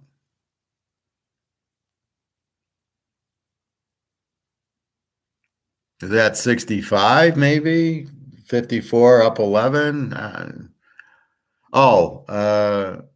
Okay, bowling. Okay, I'm starting to understand this strange talk. Okay, Bowling Green under 6.5 for the game. Okay, yeah, I wouldn't touch that. That's too low. But why are you going? You're venturing off into the land of unknown where you don't have any trends or analysis on this stuff. Why do you want to bet it? That's like you walking up to a crap table and not understanding how to play the game, not understanding that the 7 will come and all the numbers will go out. So if you don't understand how to play craps, you don't play craps. You're taking us down this adventure of what the fuck. I'm laying out the games pretty easily and just bet them and take the money. But you want to come to the strange world, Bowling Green under 6.5. Does that mean you can take Bowling Green over 6.5? And I still wouldn't touch it in a Michigan game. Why don't you go to the Georgia Tech Ole Miss game and see what their numbers are, and maybe you can bet that. Or why don't you go to the Oregon Hawaii game and go that? Tua Lunabro turned up in the second half. He sucks. Any big game, he throws the interception. So big deal. He did it against the tough Virginia team, who's a W team. That's the same thing as Tua. Against the weak teams like Arkansas State and New Mexico, he lit it up. Against Georgia and LSU and Auburn, he didn't show up. And that's what my point is of all the Alabama quarterbacks. They get their stats padded by these weak teams. And then they have all these fast receivers, which the defense of these weak teams can't cover because they don't have pros on their defense until he gets up against LSU, who has all the pros, and Georgia, who's got all the pros, and then he does shit. And that's my point. And that's the bottom line, because I say so. All right. I was going to talk about economics, and I can't think of it. What was I going to talk about? Fuck. I don't know. I'm so focused on college football. Anyway, so your night games that you can jump on are Colorado, maybe Arizona, the New Mexico game over, Oregon game over. So if you need help at the end, boom. Tomorrow we got one lock and the free picks and a bunch of picks. We hit the Philly game on Thursday, and we already got a teaser open with Philly. And the free pick for the guy doing the no points, pick the winner and move on is Buffalo. Should get revenge. Should be tough after a loss. The KC, any news on Kelsey? Is he playing tomorrow? Let's see.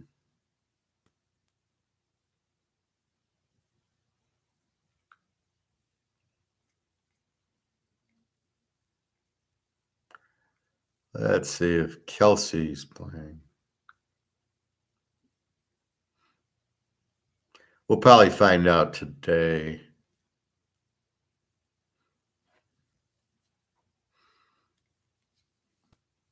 I love the game over anyway, but if Kelsey's playing, it's even stronger.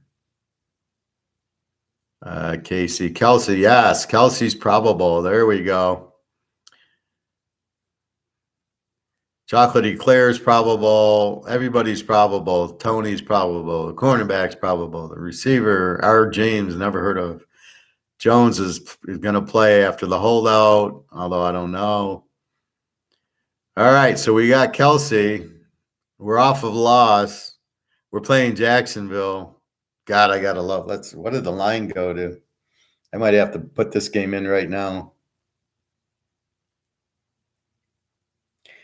I guess it's up to 53.5 with Kelsey probable, but let's see.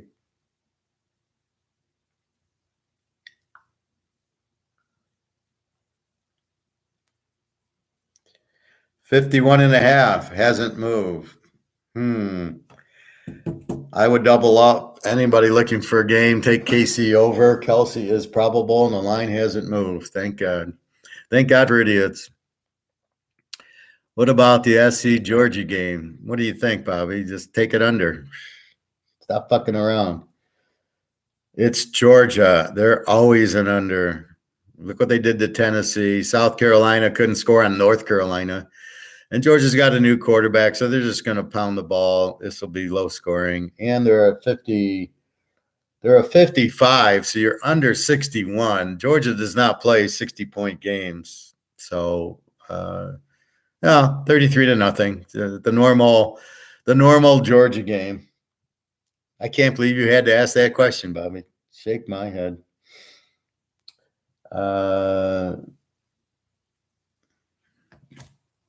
So Kansas, we got to get Kansas City in. All right, I got to add that.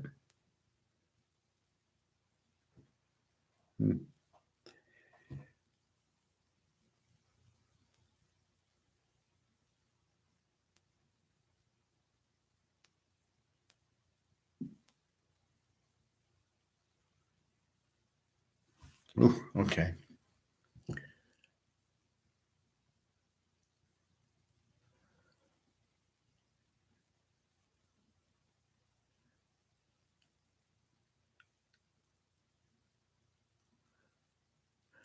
Well, they have a fairly good offense from what I'm seeing, but not against Michigan. Michigan wants to shut out.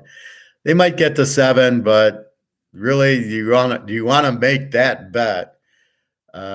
Just bet the game under. See, you're taking a very simple, like buy gold and buy silver, and you go, well, maybe I should buy real estate.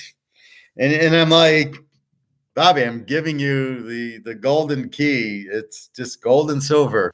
Well, I could buy a house with the 10% interest rate and hope somebody has any money to come visit me on the beach, because nobody's going to have money and be able and willing to come to Tampa and stay on a beach for a week because I don't have any money. I got to feed my kids. And oh, by the way, my dollar has gone to zero.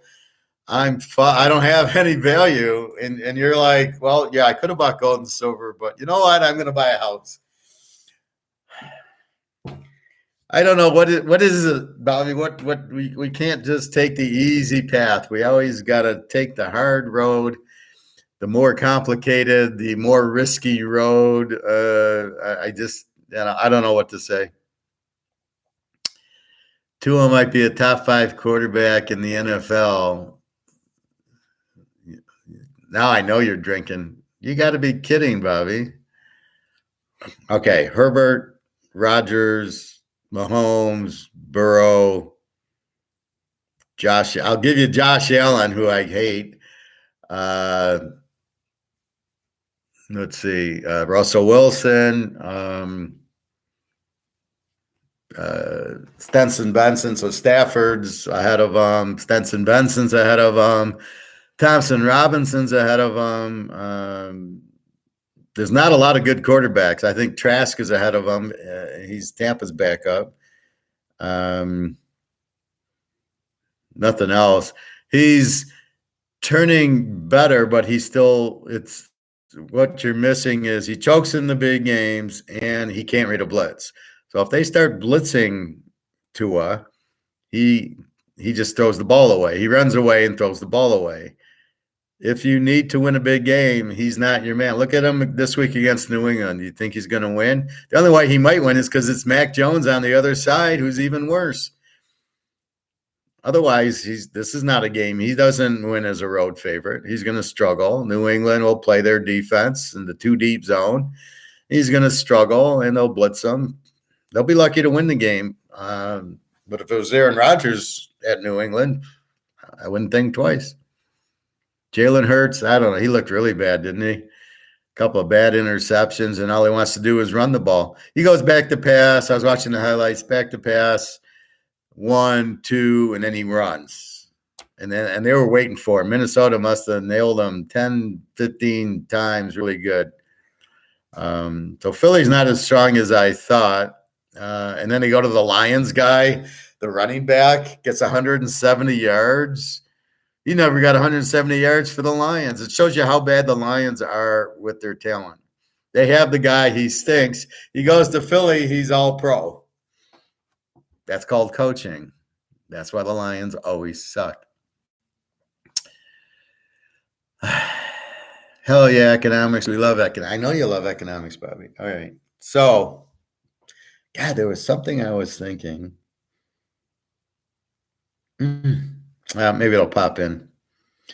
I mean, my mind's on football right now, so I'm struggling to economics it, but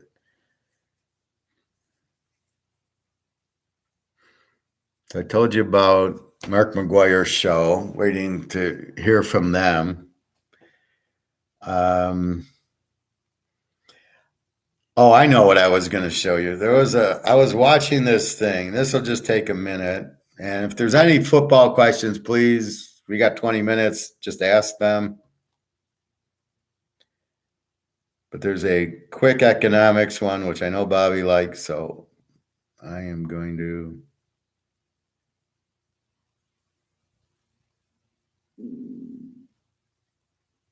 All right, this would be the end of this cycle for gold. Very rare. So what I believe is going to happen for physical gold here when we're looking at intermediate term. I think the situation in the gold mining sector is especially, let's say, affected negatively by this sideways price action. Because, as you say, it's not like gold has come off really a substantial amount, yet the value of a lot of these mining stocks have gotten absolutely crushed. So I can see why there's a lot of people that have lost interest, have lost maybe conviction, whatever it is.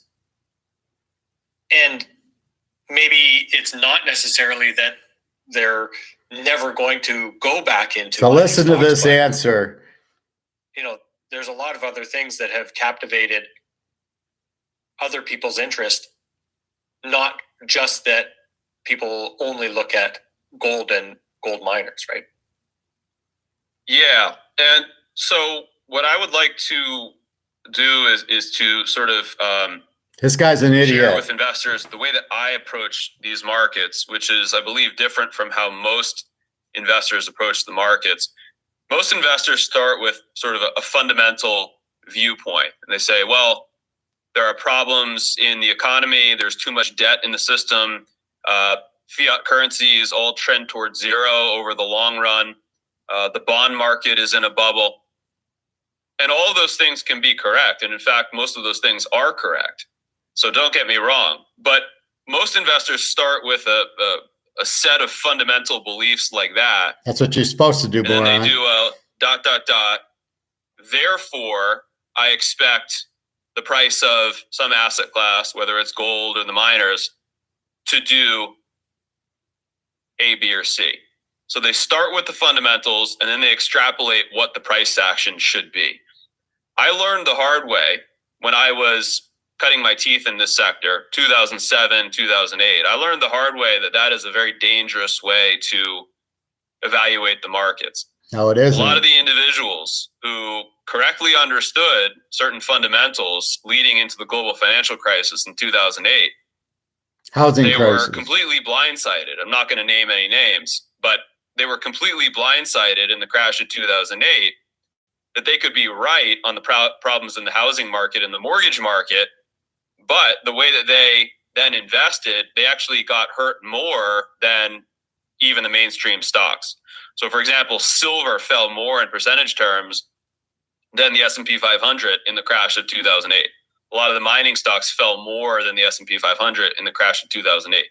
So when that happened, I was taking notes at the time. This is going back 15 years ago. I was saying, okay, you can't invest based on fundamentals alone, because you can be right on A, B, or C fundamental, but we cannot extrapolate that to mean that X, Y, or Z is necessarily going to happen.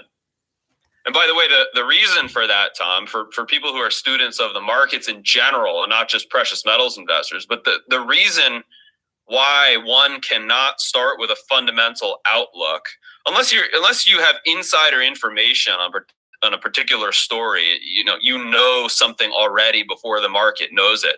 But that's a rare case, and that's an illegal case that we're not really talking about here. Bullshit, it's not illegal. But for 99.9% of investment cases where you're dealing with the sum of the information and you're trying to extrapolate price expectation based on the sum of information, you cannot do that, because there is no humanly possible way to know whether the 1, 2, or 3 fundamental narratives that you are gravitating toward, there's no way to know if that is all of the fundamentals that are impacting the market, or if, let's say, that's only 3 fundamentals over. Okay, so as you can see, I did a negative on it. This is why I lose my mind, is idiots like this. Okay. He's clueless. Well, if the inflation happens and this happens, now I'm 5 steps ahead of everybody. I'm illegal. What the fuck are you talking about? I know what's happening, and I know it's price fixing. Does he even mention price fixing? He says silver went down. It's COMEX. It's price fix. What the fuck are you talking about? It wasn't because of the market. And exactly how do we pick a football game? We look at offense, we look at defense, we look at the point spreads. Why do we buy gold? Because of the inflation of this going to zero. And yes, I know it. And it's not illegal that I know this information. It's because I got a fucking master's in it. And this is going to zero. Gold is restricted by JP Morgan, COMEX. They keep the price down so you don't go into gold. So this guy is fucking clueless. And if you ever see this guy, Christopher Aaron, tell him to go fuck himself. He's a fucking idiot. This is why I get upset. Him and Rick Rude and Reichert and all these Andy Scheckman guys are all fucking idiots. They don't understand price fixing, and that COMEX is printing derivatives, the paper gold, which is keeping the price down. So yes, if you think inflation is going to raise gold because it's real money and the value of the dollar drops, so not only does he not understand inflation, he doesn't understand gold, he doesn't understand derivative gold in the paper market. And yes, you do look at that, and that's how you derive to buy gold. That's exactly what I did. You're inflating the dollar, it's going to zero. That means forget that's why gold goes up, but the dollar goes out. And where do you put it? You can't put it in another dollar. Euro, Swiss franc, British pound, yen, won, the ruble. There's nowhere else to put it because they're all dollars going to zero. Does he understand that? No. Why is he on the show? I don't know where they get these guests from that they think. But the problem is, because I understand everything as well as I understand it, this pisses me off hearing a guy like this tell this bullshit. Nobody can do it. It's insider trading. It's not insider trading. It's fucking knowledge. It's understanding Austrian economics, which most people don't understand. So I know if you inflate the dollar and it goes to zero, gold's going to the moon. Now, you can COMEX it down for a while until BRICS is coming in. The Dubai, the Saudi Arabia and Russia owns 80% of oil, which they want to get paid in gold. The BRICS wants their own currency backed by gold. Of course, the price of gold's going up. Did I do something illegal there? No. Did I use logic and my understanding of Austrian economics? Yes. What the fuck's wrong with that? So it's obvious gold's going to go through the roof. What this idiot says is, I learned the hard way. You don't even understand. It's all paper gold. It's price fixed. That's why the gold and silver hasn't gone up. But this guy doesn't understand that. So, of course, you do the fundamentals that we do. That's why you do it. How he doesn't do it that way? Would you invest a 5 cents on this guy in anything? Football? I don't know what this guy is. So his thing is, why isn't there more interest?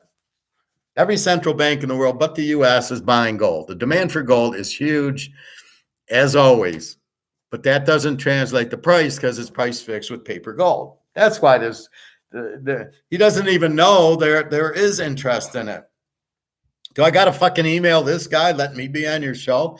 I think once I'm on Mark McGuire's, everybody else will want to talk to me. But what is with these idiots? I don't get how stupid these guys are.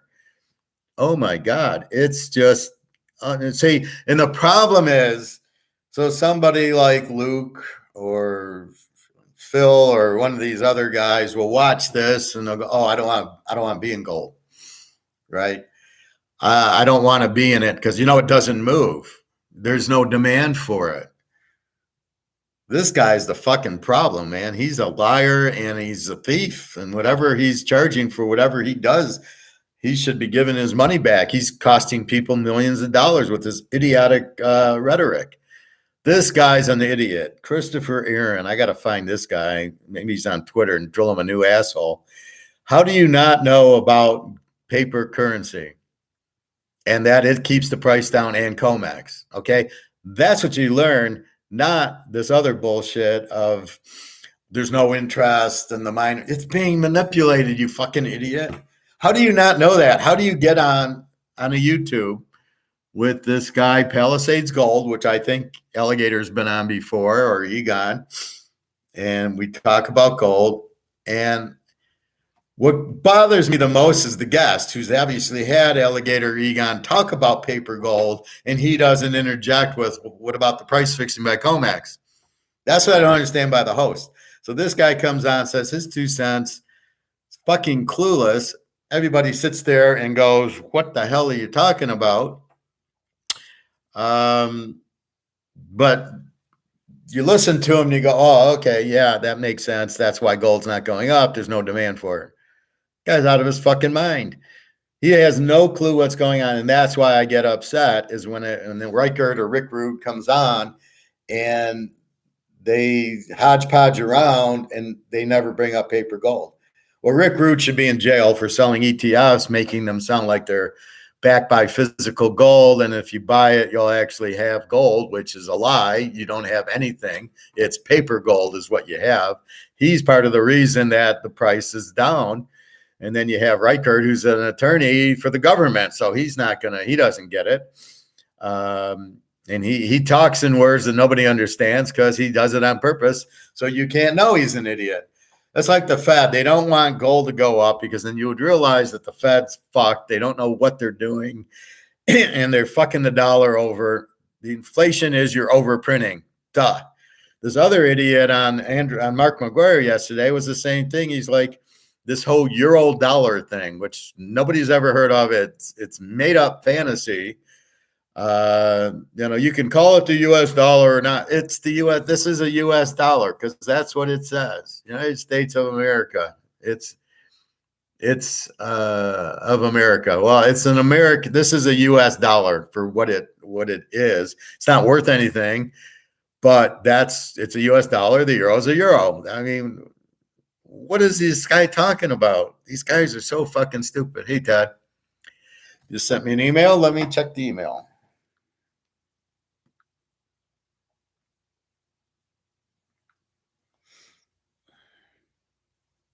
That's why I like doing a live show.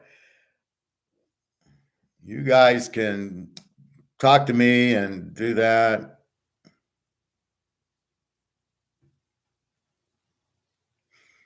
Okay, so you got the, what did you get? You bought the locks, okay.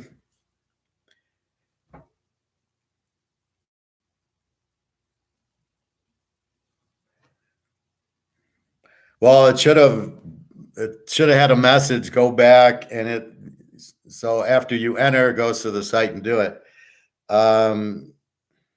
Now, did you think you bought the week or did you think you bought the locks? Because you bought the locks. So let me give you the lock password. And I don't think I played a noon game, so you should be, oh, well, no, I might have. And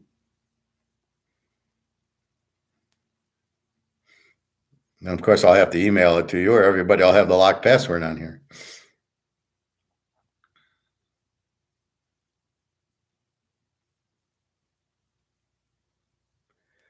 Okay, the lock password. Oh, I think I gave that out to, yeah.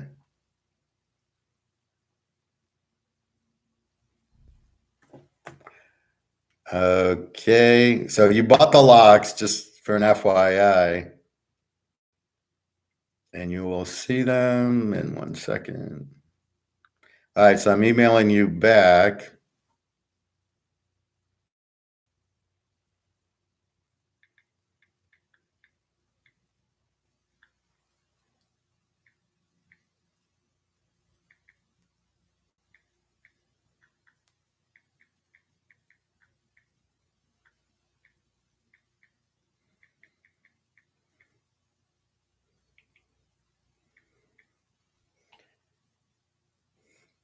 Okay, Todd, you got it.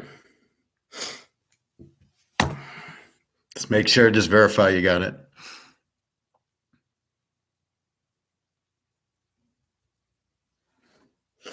Let me see what time this game's at.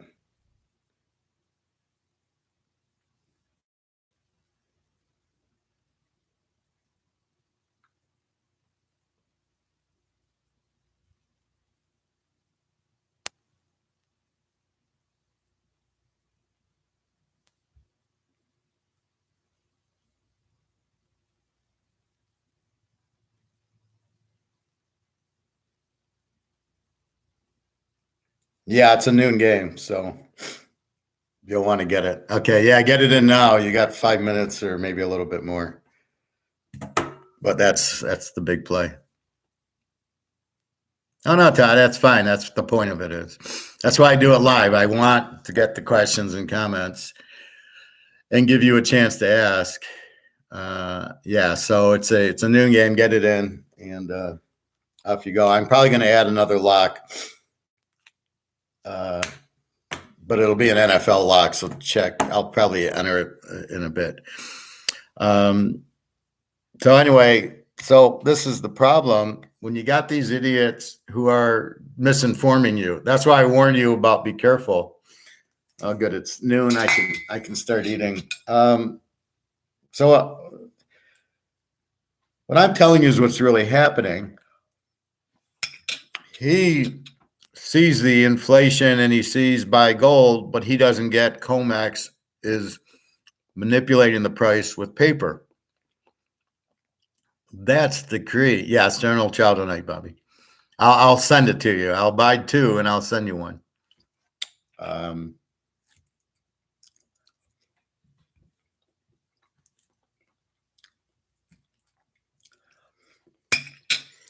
But yeah, it's a normal Saturday. I still have some hamburgers left, but I'll probably put that in an omelet tomorrow.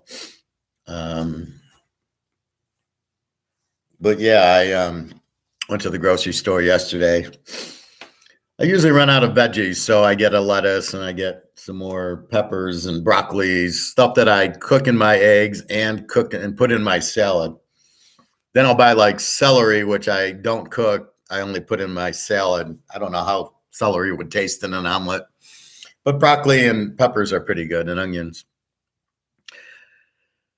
Not yet, no. But I'm not working, so I could go. Well, they're not open on Monday, so I could go Tuesday. There's really not much left to buy. Another quarter ounce or a couple quarters or maybe a half ounce. Right now I'm balancing it.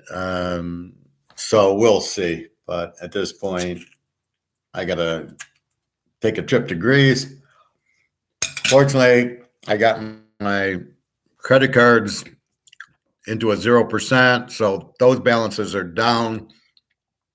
Then I have this big balance on the 21 month 0%. So I just divided by 21 and that's what I'll pay. But I got to pay a little less now because I'm not working. So you're kind of waiting until you go to work. But anyway, that's what we have. So again, Kelsey is playing, looks like it. And they're going to, hey, G, what's going on?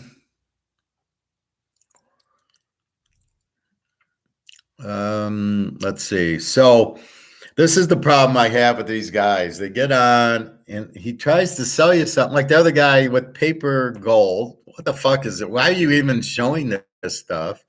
Then this guy yesterday, the Bitcoin guy on Andrew McGuire saying, gold's not a fungible asset. Like he uses the term, so he doesn't even know what it means. And he's wrong about it. It is a fungible asset. And the fact is that why are you even mentioning that?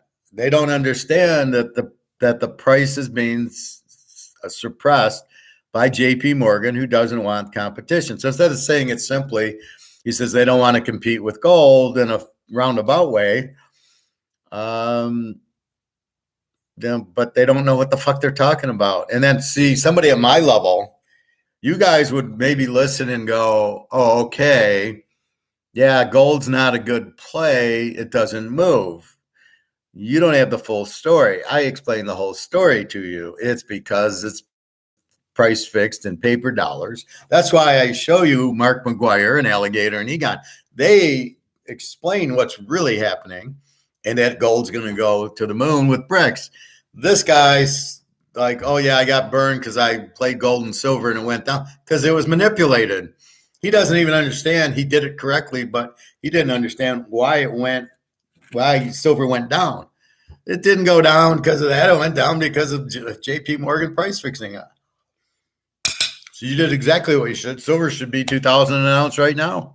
Well, at 10, it should be at least 200 an ounce, but gold should be much higher. Silver should be much higher. And that's why BRICS is coming in to blow up COMEX. So we're very happy with that. And now we can see it's finally going to happen. The Rock picked well, there you go. I got Arkansas. The Rock picked Arkansas. He picked LSU. Oh, Bobby. You're smelling what the Rock's cooking with his picks. Is he got this? Oh, no, that's sick. Is that? No, I know he's going to pick Colorado. So that's your safeguard is he picks what the professor picks.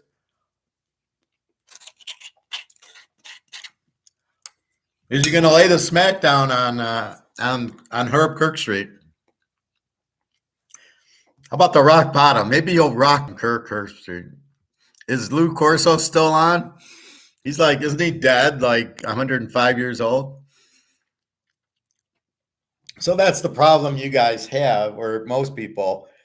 They see the price of gold not moving, so they don't have interest in it. Earlier, he said, well, when the price of gold goes even, nobody cares, nobody wants to buy it. Again, they're living in this false reality that that's the real price and there's no demand. All the central banks are buying gold. What the fuck is he talking about? There's huge demand for it. What is this guy talking about? So, it just, as Bobby would say, shake my head. I don't get it. These people are clueless. Why? But that they go on YouTube. So this is the problem with the world right now. Just a second. Yeah, you should rock bottom Kirk through the announcing table. Yeah, Lee, of course. Lee, does he know like he's at a game? Well, if he's in Colorado, we know he's picking Colorado. There's 23-point favorites. It's probably not that hard to pick.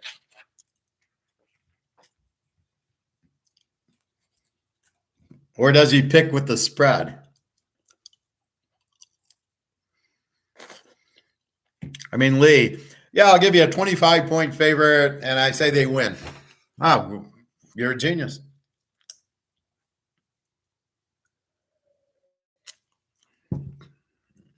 Look how good Lee is. He can pick a 25-point favorite to win.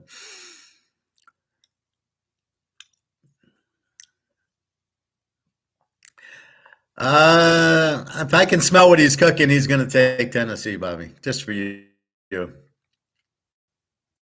So the problem is 99% of the population is not taught gold.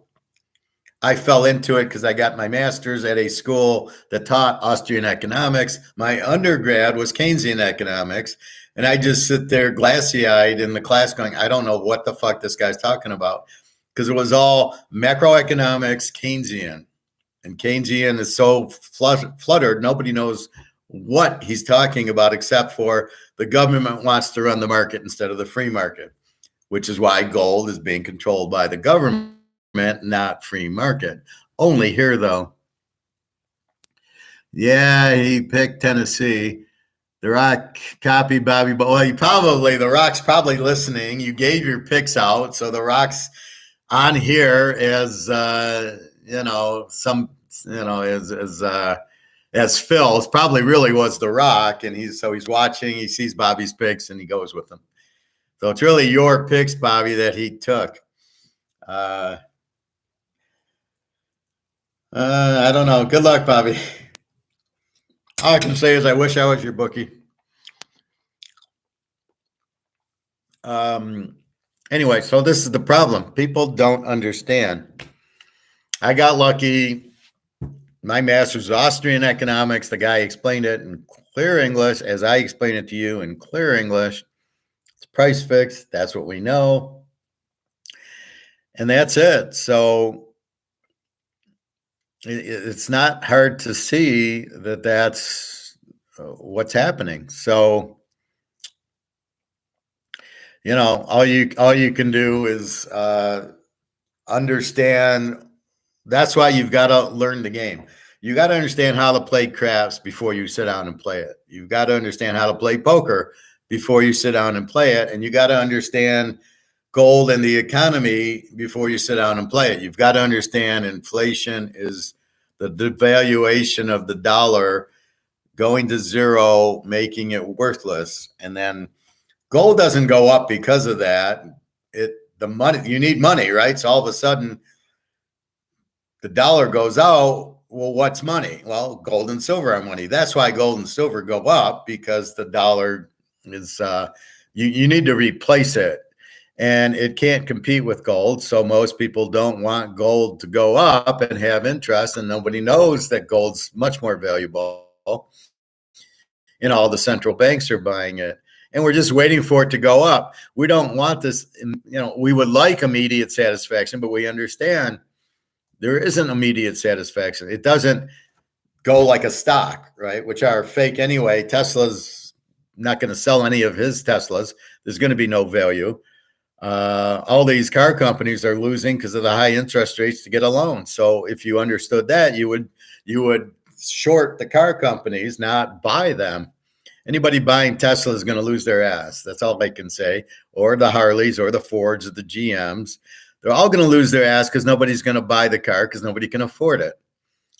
And all these rich billionaires, it's all stocks. It's all elevated stocks. They're not really rich. They only owe the stock money because they have a stock with a value, but it's all bullshit.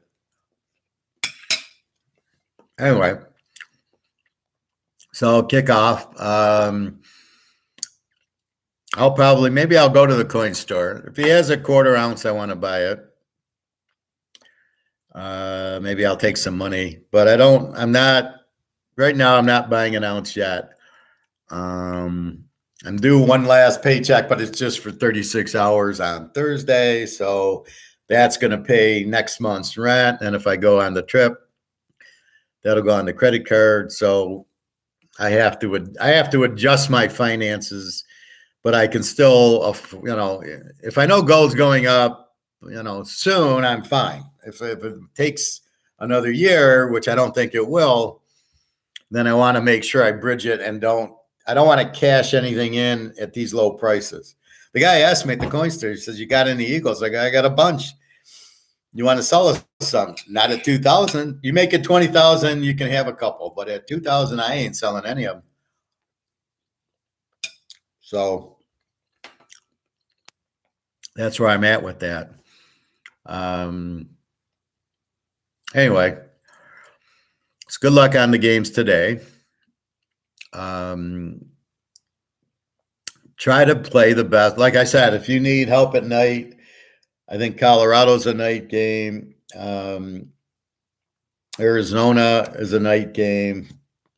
New Mexico State, Oregon, Hawaii. So those are your games, but just be smart in it. Just like gold.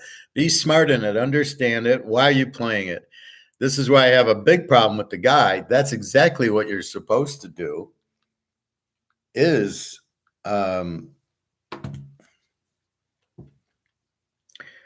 what you're supposed to do is the fundamental look. That's how else are you going to pick it if you don't understand the fundamentals? But you got to understand if it's price fixed or not, that if everybody bought an ounce of gold, it still isn't going to go up because it's COMEX. I was listening to Mark McGuire's show, I think, and they were talking about, if everybody bought an ounce of gold, the price would go up. And it's like, no, it wouldn't. It still wouldn't go up.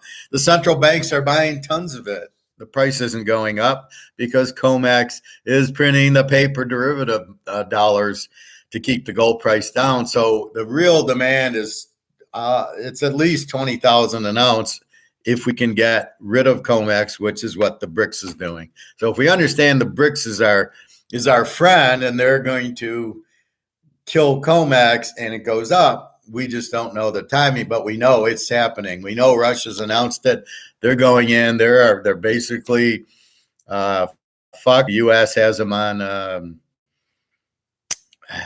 what I want to say subpoenaed, but suppressed. Anyway, because the U.S. has done that, they don't care. The U.S. is fighting them now in a war, and Russia's winning 72-0. So I don't think they're too worried about the U.S. There won't be a nuclear war. There's no sense in it. It's business. It's not good business to have a nuclear war. It is a big coin store with lots of variety of bars and coin. There's not a lot of bars. I mean, there's a section. I've shown it to you before. I'll take a picture. Basically, there's a little section where he's got some gold and he's got some silver. He's got a showcase behind with silver, but they're all like the $35 an ounce, British and different countries. And I just go to the coin section. It's also a jeweler. So if you want rings and necklaces and stuff, people go in, their class breaks, he fixes it for them. So it's a jewelry store with coins. And no baseball or Pokemon. I wonder why they don't have baseball cards. It's an asset.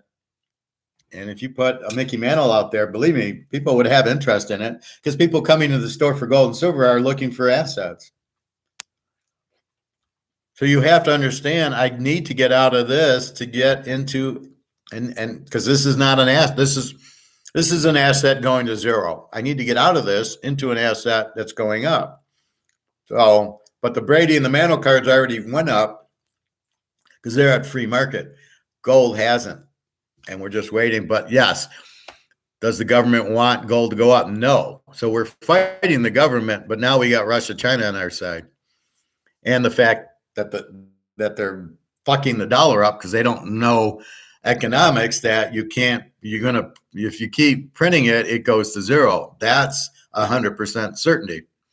So what I'm saying is illegal. It's not insider trading. It's fucking knowledge of economics that most people don't understand Austrian economics. So everybody's fucked because the Keynesians don't get that basic principle. If you print it, it'll go to zero. Iowa State is dealing with an illness on the team. I don't know what that means. LSU, Mississippi State game is kicking off. Are you going to play for LSU? Thank you, G. Good luck to you. Anyway,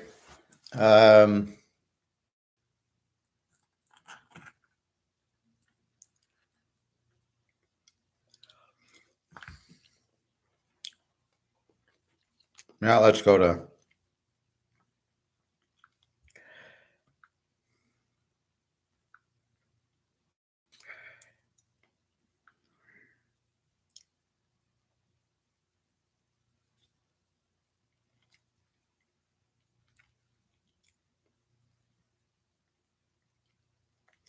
let's see what's G talking about. Iowa State.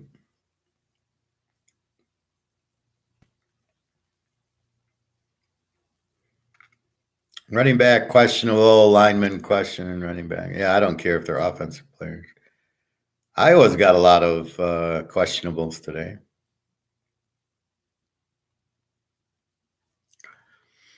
So G, keep. I'm going to add a lock. It's a pro lock though, so keep your open for that.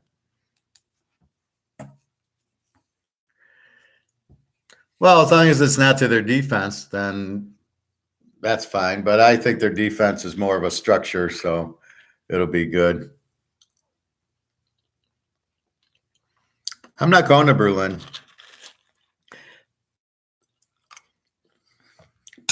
Jenna went twice. I think she wanted me to go and pay for everything, which I said I can't because A, I was working. B,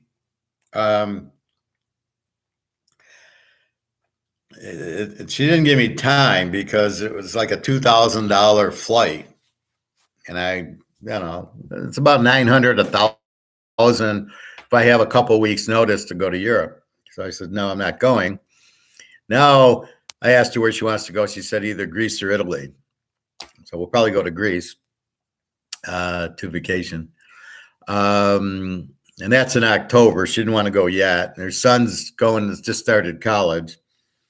So she wants to be home for him for a while. Plus, she just did all this crazy. I mean, every time we meet, she's got to go to Poland, which is a 20-hour train ride, which is exhausting. And then she's got to go to the airport and fly there. So that's easy, but it's the 20-hour to go. And I'm going to bitch at her about if you have to go home for your dogs, we're never meeting again. So I expect her for the week.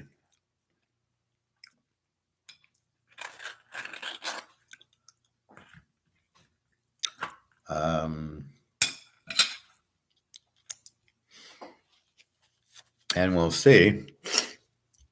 Daria, I'm waiting. I don't know. And we'll see on the others.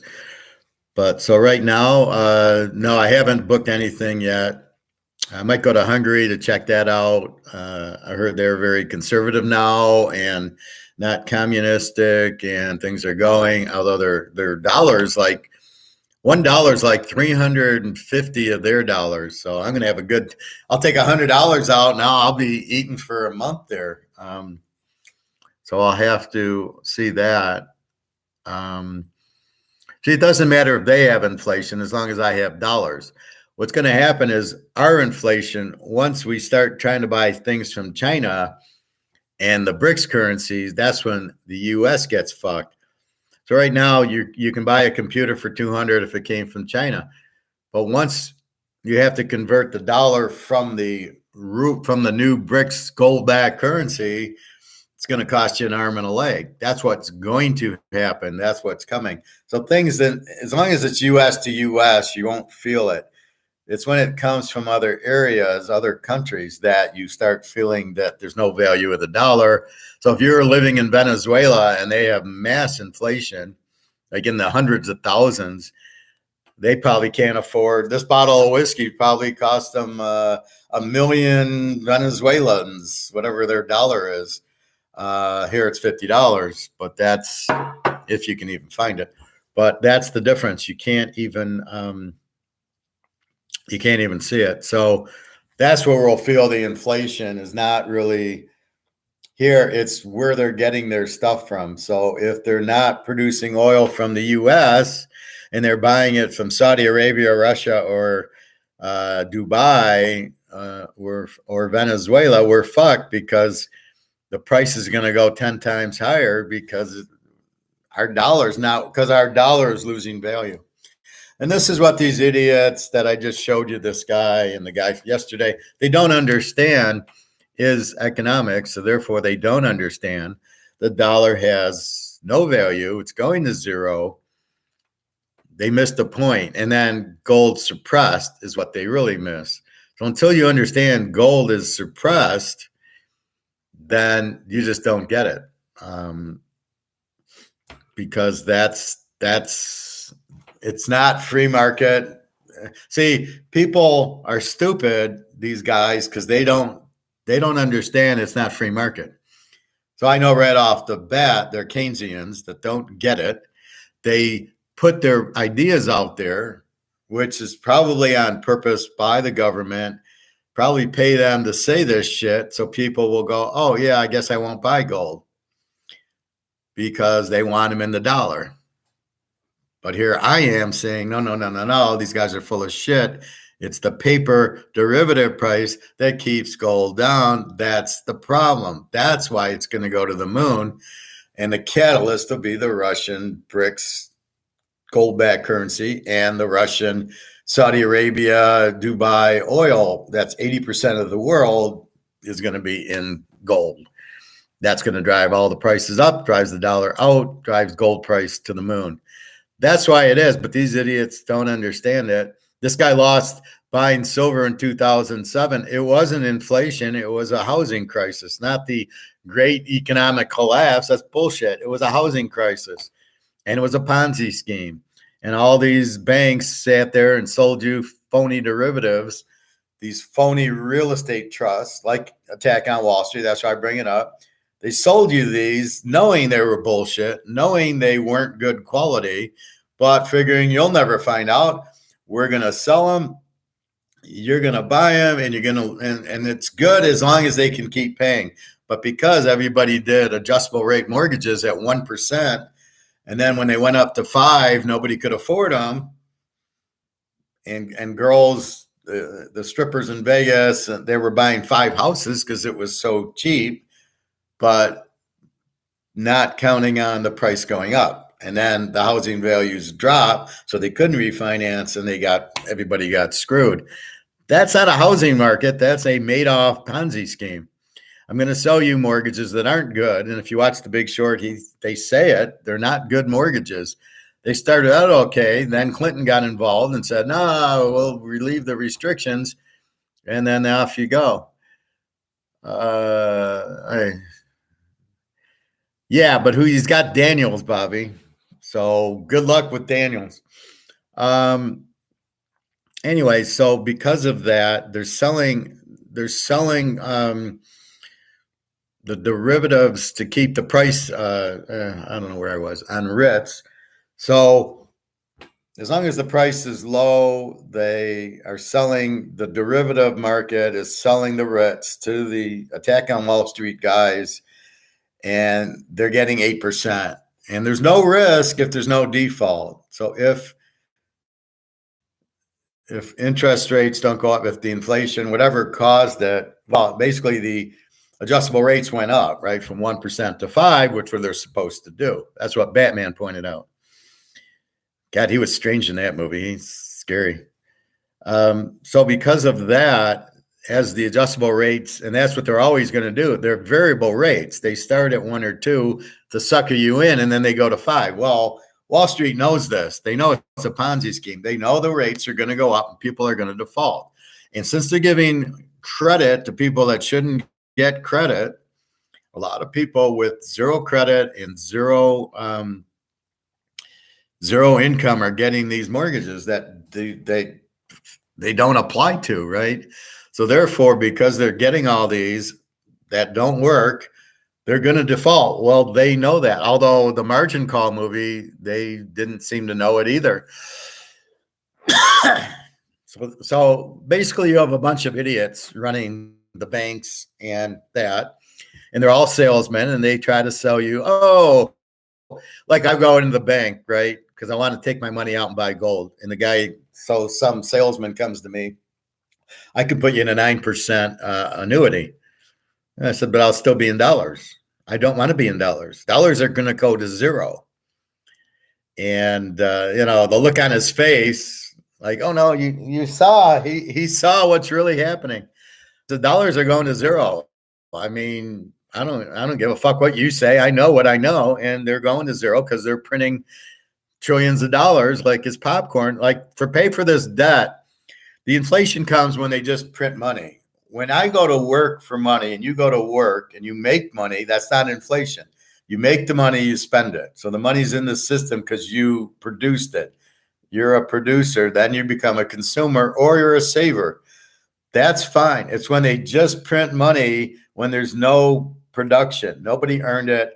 The government, I'm going to print you money and give you welfare and give you this and that. And it's COVID. I'm just going to print money.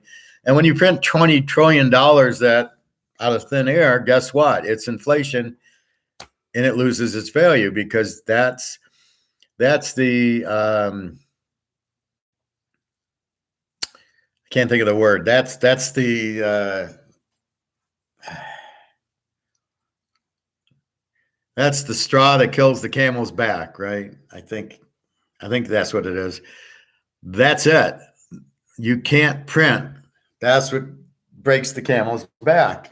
So when you start, so it's the beautiful like balance, because if the banks think, well, we can just keep printing and we'll take all this money, we'll scam everybody, and they think they can just keep printing, there's the surprise ending is it becomes worthless. And that's where we're like this close from that happening. But you just gotta, so how can this idiot explain that Oreo cookies are $5 a pack then, if there's no inflation? Or, of course you want to buy the real assets, but you want to buy real assets that are, you've got to understand if they're price fixed or not. So because gold's price fixed, you should buy them, but you need to understand they're not going to go up yet until BRICS does. And that's the fallacy that these people don't understand is just wait. They're going to go up. Just look at Egon. He started doing this in like 2005, 2006, knowing the inflation, knowing that the dollars are not backed by gold. And he was buying it at $250, $300 an ounce, and now they're $2,000. And he's holding on knowing it's going to be a lot more. He knows. And that's the smart guy. This guy doesn't have a clue what he's talking about. He lost because of silver. Well, because it's price fixed. So you got to understand. So when I bet a game, I'm looking at the quarterback. Is there injuries? Oh, Kelsey's playing. Oh, I'm going to look at the KC game differently. Once you see all that, that's the difference. That's what you're looking for. And that's the whole point of it is you've got to understand it. When I win a game, I look at why. So yesterday I go to the Army UTSA game and I go, what happened? Or Air Force game. And I look, why did they win? And I could see, well, Army ran the ball down their throat, or Air Force ran. And then, they got all these rushing yards on Utah State and they got a pretty good defense. And then, so you understand why you win, but you understand the whole point of it. And that's what these people don't get it. All right, Bobby, you're going to do what? Play by play? Anyway, we're talking economics, Bobby. Enough with Brian Kelly and Jim Kelly and Leroy Kelly and the rest of the Kelly boys. So that's why I get frustrated listening to these guys, because they're clueless, except for Alligator and Egon, who talk about paper versus physical, and Mark McGuire. Mark McGuire frustrates me is when he doesn't talk about it. He brings on a guest who is clueless to it. And he'll say, well, what about gold? And the guy doesn't know. He doesn't understand paper and physical. So why is he on, Mark? We're trying to listen about gold, bricks, COMEX. That's what's hot on the oven. Bricks, they're coming out with gold-backed currency, and they want oil priced in gold. COMEX is getting blown up because they need physical based on this Basel III. If you're going to sell a derivative, you got to have the gold with it. And so that has to slow down, and it always goes to where the banks have it. Yes, the banks run the government, not a surprise. The banks run the central bank, not a surprise. This guy comes on yesterday on Mark McGuire's show like, surprise, surprise, the central banks don't run anything. Well, they're not supposed to. They're the head bank. They're not running the government. The government's not being run by anybody. It's being run by George Soros and the Chinese. That's who's running it. That's not a surprise. And then this euro dollar, I don't know what the fuck he's talking about. But yeah, the U.S. and London run the gold and keep the gold price down so they keep the dollar up. We know it's all fixed, but it's can't last forever. And now with BRICS, they can't compete with BRICS. They can't compete with gold, which is why they've always tried to keep the price of gold down. So what we do is we buy gold and silver at these incredibly cheap prices because we can't, because we know it's going up and we know it's about to blow up. And so we're buying more at a cheap price because there is no deadline. It's not October 1st, gold goes up or down, or that's it. It's coming, it's coming, it's coming, and we know it's coming. So it's not hard to, if you understand that it's price fixed. So what is the big deal? Yes, but we're doing it right. Why are we buying gold? Because of the inflation, because the dollar is going to zero and it's worthless. But we understand the price fixing. So we understand why it's not going up. We're not getting frustrated. And we're just going to buy more and more and more and just wait till they start going to the moon. And BRICS is the reason. And when you make this go to zero, everybody runs into gold and silver also, which hasn't happened in 50 years, but it's happening now. So I think I'll comment on that show I was just watching just to do that.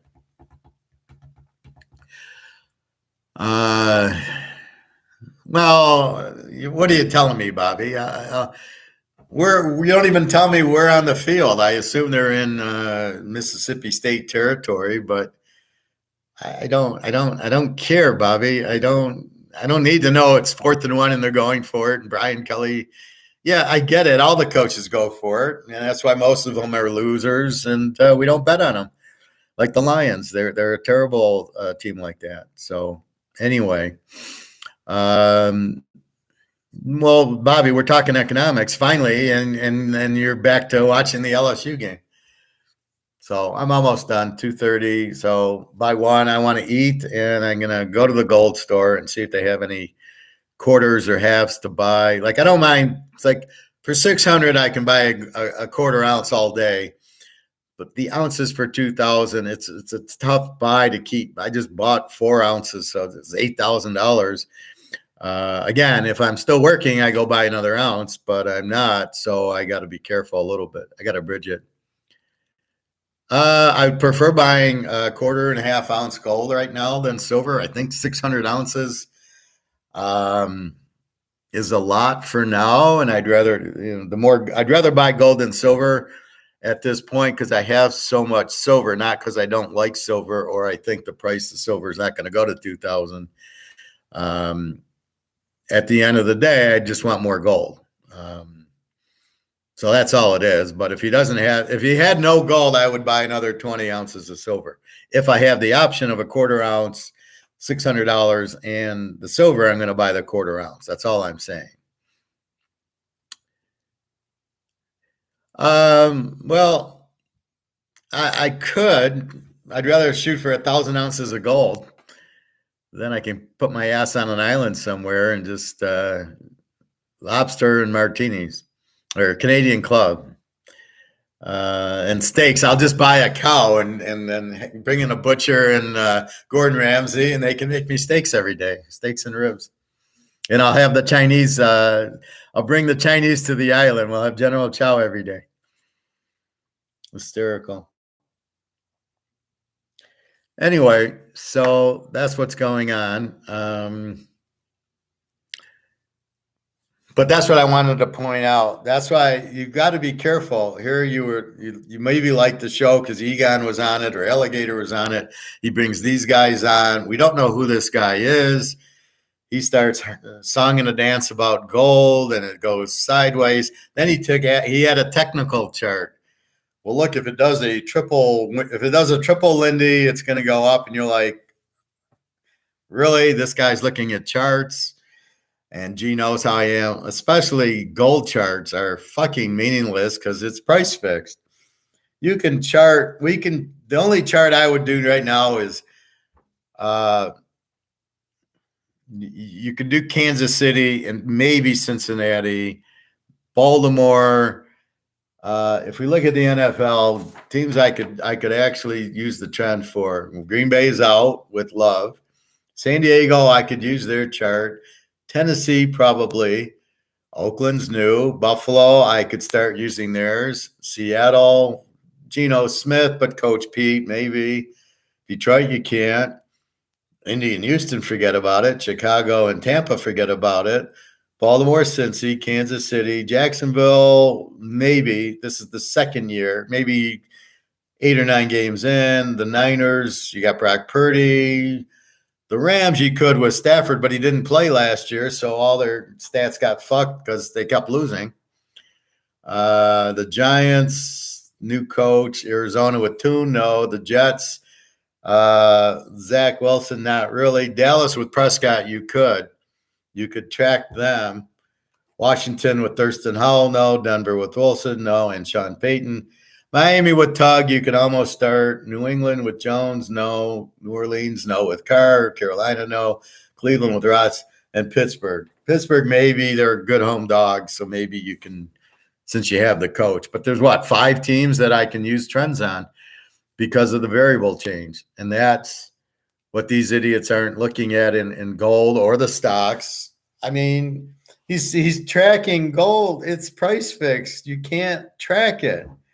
Just the fact that they try to do a technical analysis shows how stupid they are. It shows they don't get it. So why do you want to listen to them?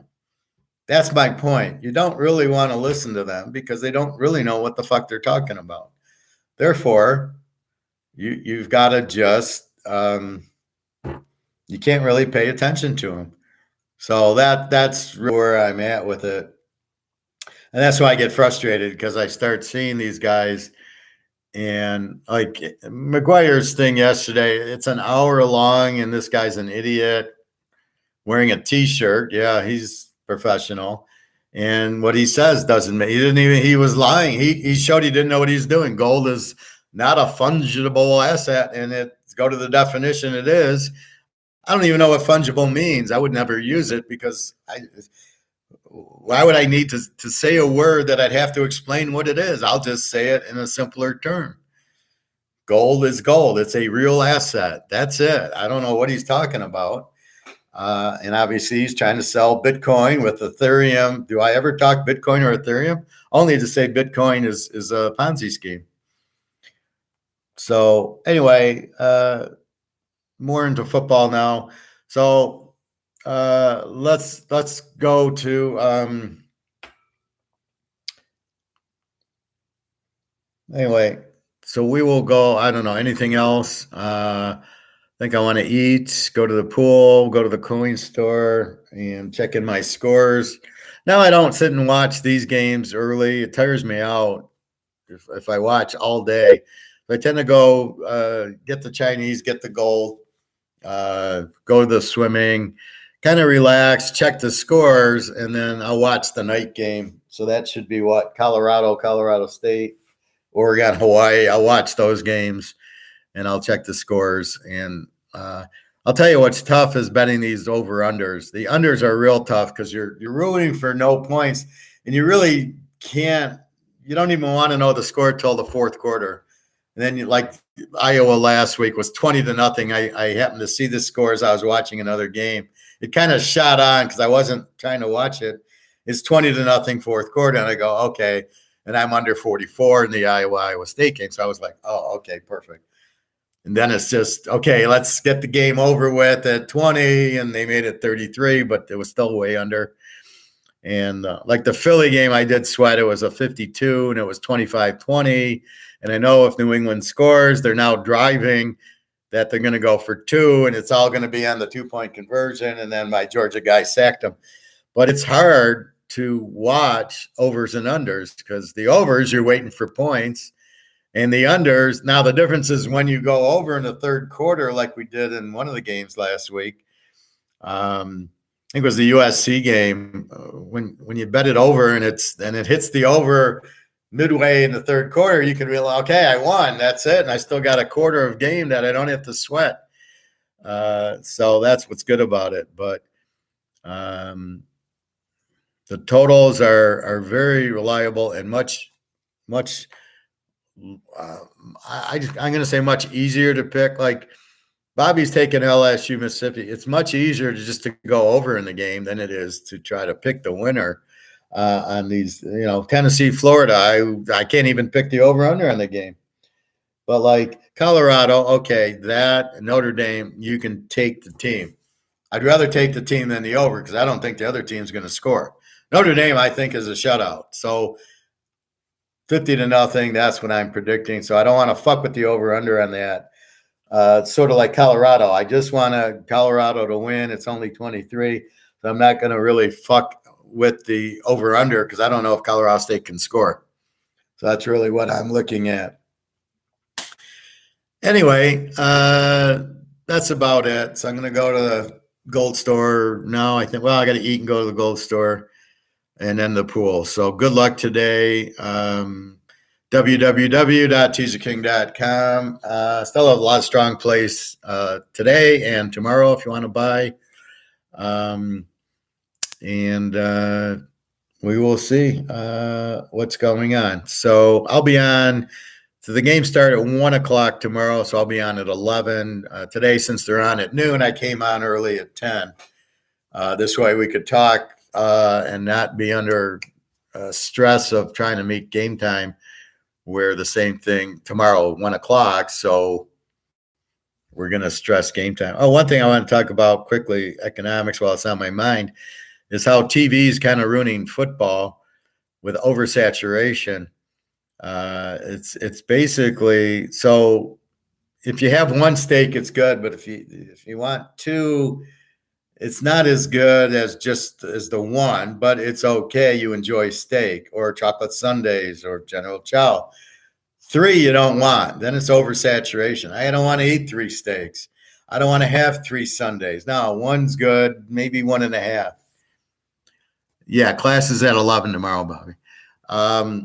But that's where oversaturation comes, and that's what football is doing. Not only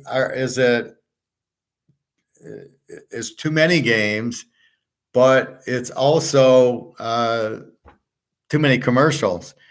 So football yesterday is just strictly about making bets. So you had 3 games on. You had a Thursday game. So Thursday game, 3 on Friday, a bunch on Saturday, noon till midnight. It's all for betting. It's also all, now you got this Peacock network and everything. So it's oversaturation, which is going to ruin it. It's like printing too many dollars, right? It's like, we'll keep printing dollars is ruining the value of the dollar. Well, if we keep having all these games and pros Thursday and then Sunday and then Sunday night and then Monday night, it's too much. And so they're ruining it by having too much. And then when you do watch the game, there's too many commercials. And I just do my football or stocks or talk to the girls because I know there's going to be 5 minutes of commercials. So I'll get on and chat with the girls or something. But I don't watch the commercials. That's the funny part. You're on YouTube and you get these commercials you can skip in 5 seconds. I don't even watch it. And then you get these other ones that are 15 seconds. You got to watch it. I just mute them. I don't even hear them. I don't even know what the commercial was. I see 1 second. So I'm watching the clock. So these people that are advertising on YouTube are a bunch of idiots because they're not going to get the value of that. Good luck to you, G. keep them out. I'll probably post this lock very soon. I was waiting for class to end, but I will post it very soon. Anyway, so that's what you get with too much, right? Too much of anything, oversaturation. It takes the edge off it. You don't want that. So anyway, just food for thought. So football, they're very killing it. You got to be careful not to bet every fucking game, the Friday games, the Thursday games. That's why I'm very selective. I only bet what I like. I look at the whole thing as one, as if it's all Saturday, and then I go, who do I like? And then I tweedle it down to the top 10 plays, and that's who I play. And that's so I didn't even touch Thursday's game, or yesterday I did play Philly because Minnesota's defense was bad. So I did play Philly, but I don't normally play Thursday games or Monday night games. This Monday night, I might play it if I'm way ahead, and just because I probably like the under in the game or something. But that's it. So it's just what we're looking at. Anyway, have a good day. www.teaserking.com. Gold's price fix, please remember that. So when you buy it, it's very cheap. It's going to go up because of BRICS and the BRICS dollar and the gold for the oil, all that. These guys want gold to go up. They have all the gold. The U.S. doesn't want the competition of the dollar. In very simple terms, not what the idiot was saying on Mark McGuire yesterday. That's what's happening. So it's the dollar cannot compete with gold, so therefore they don't want you to buy gold. You've got to ignore these idiots and just understand. And I try to explain it so you understand it and go buy gold and silver. All right. You're welcome, everybody. Have a good day. Good luck on your picks. Good luck on your bets. I hope everybody makes money. That's the point. So here you go. Free picks. Notre Dame to kill. Colorado to kill. Those are your free picks. Free picks tomorrow.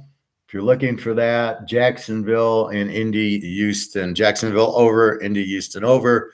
And Kelsey looks like he's probable, so he'll be playing. So got to love that Jacksonville game, Kansas City game. All right. Take care. Have a great day. Good luck. Thank you. www.teaserking.com. You get the picks. Just use PayPal and off you go. All right. Thank you very much, everybody. If you want to email me, you'll get it on Teaser King. All right. Bye-bye.